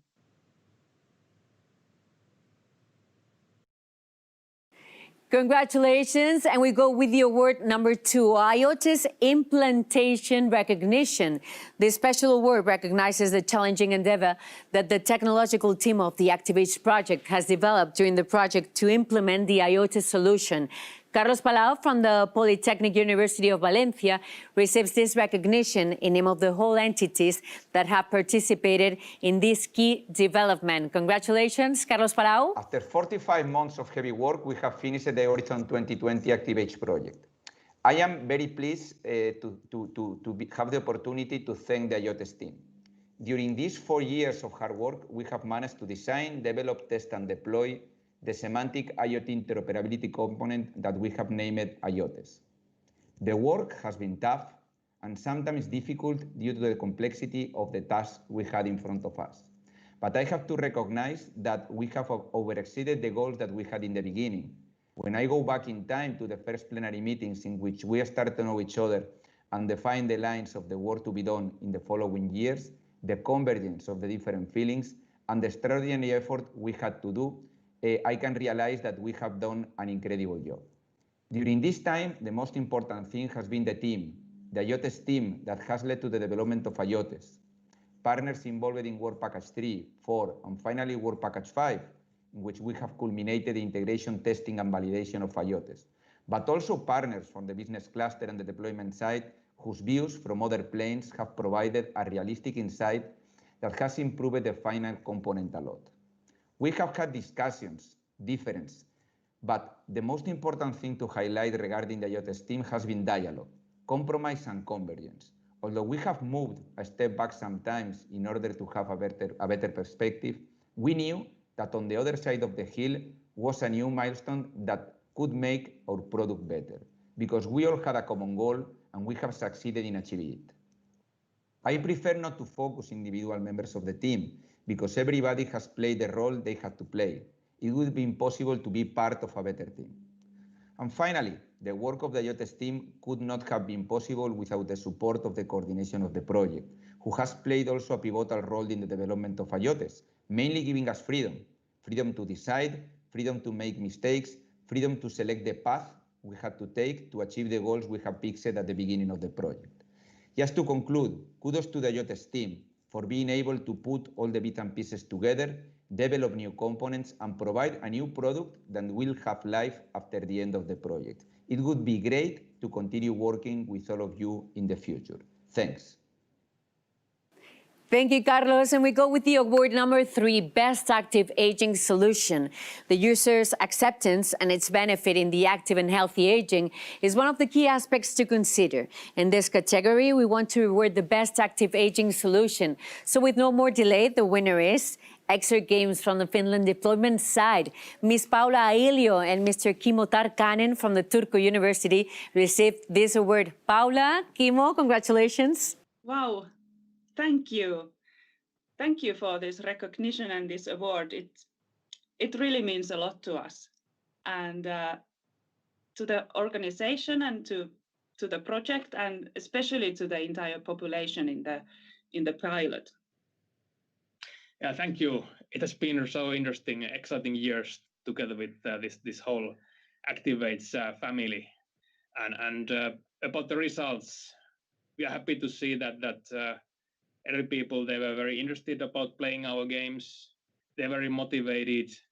They were more active than before we started this project and these experiments. And all in all, we believe that this is the future of physical therapy. Thank you so much once more, and I hope that we can continue this great work together. Thank you. Great. Thank you so much. Let's go now with your word number 4, security and privacy implementation recognition. Enabling the security of privacy that assures the trustiness of the users is one of the cornerstones of ACTIVAGE. This is why we want to recognize the work that has been done in the security and privacy domain within the project. Mario Diaz-Nava from ST Microelectronics receives this award on behalf of the different entities that have participated in this implementation. Mario, felicidades. Congratulations. Security and privacy are key requirements for Internet of Things systems. However, with all the benefits from the use of IoT technology, also come a range of ever-increasing threats, including data manipulation, data theft, and cyber attacks that should be avoided by deploying end-to-end secure systems. Moreover, to increase societal and legal acceptance of an IoT system, it's essential to fully respect user rights of personal data protection and act in accordance with the new European Commission General Data Protection Regulation. The Security and Privacy Task Force was in charge to implement the solutions to cope with these requirements for the overall ACTIVAGE system. I want to thank the CEA, CSEM, CERT, UPM, HOPU, and ST Microelectronics for their contributions to reach these outstanding achievements. Thank you, Mario. And now let's go with the award number 5, Best ACTIVAGE Open Call winner.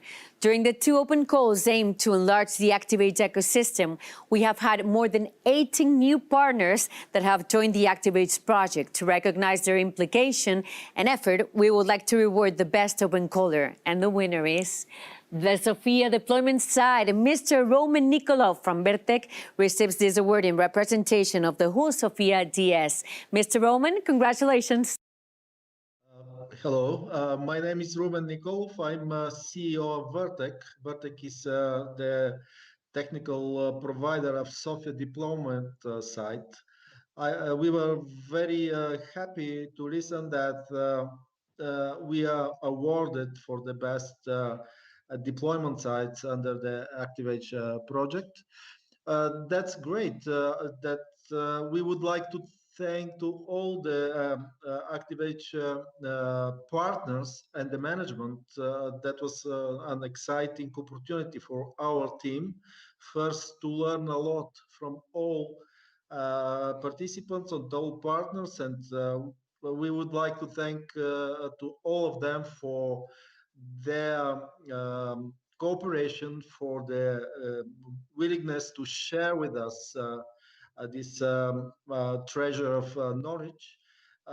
In fact, the project is almost over, but I think we are in position to continue it in other contexts. And I would like to thank also to our team. That's a great team we have. We work with Sofia municipality, with the end users, and that's a great exercise. And we'll certainly continue and would like to cooperate with the ACTIVAGE team, also in the context of ACTIVAGE.org Foundation. Thank you.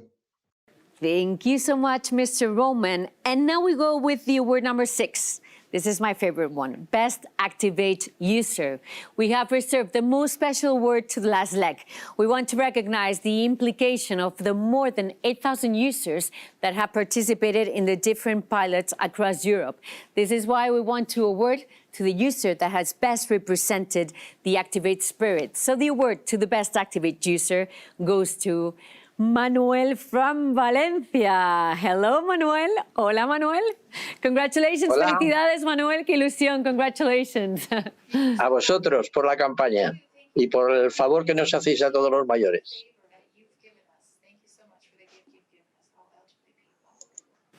Manuel, I think you have some words you want to dedicate to lots of people. Creo que tienes unos agradecimientos para bastantes Pues agradecer personas. a todos vosotros lo que estáis haciendo por nosotros los mayores jóvenes. Yo nací en el 43, pero soy un mayor joven.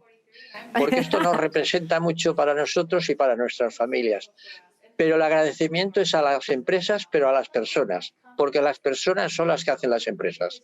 Y esta campaña que están ahí haciendo a nosotros nos beneficia muchísimo y da tranquilidad a todos los familiares. Estamos en casa, pero estamos acompañados aunque estemos solos. Thank you so much, Manuel. Y sigue así de bien, por favor. You look great. I wish you the best. Thank you, Manuel. Qué majo, Manuel. Thank you, Manuel. And it has been a very great pleasure to conduct this gala where the ACTIVAGE team has demonstrated that innovation can help elderlies to live better, like Manuel. I can only encourage all of you to continue working on that direction, giving the possibility to more citizens of benefiting from the IoT solutions in their daily life. Many thanks again to all the participants, both presential and digital, for sharing with us your disrupting vision of the active aging domain. Now I leave you with the coordination team to officially close this vibrant event. Bye-bye. Stay safe. We are now approaching the end of the ACTIVAGE Virtual Experience Day. This is the moment that we realize the work that we have done in this moment. I want to thank all the people that have been behind participating with us in this event. We are also approaching the end of ACTIVAGE and the starting of the continuation through activate.org. So this is a continuity. There is not an end, it is a start again.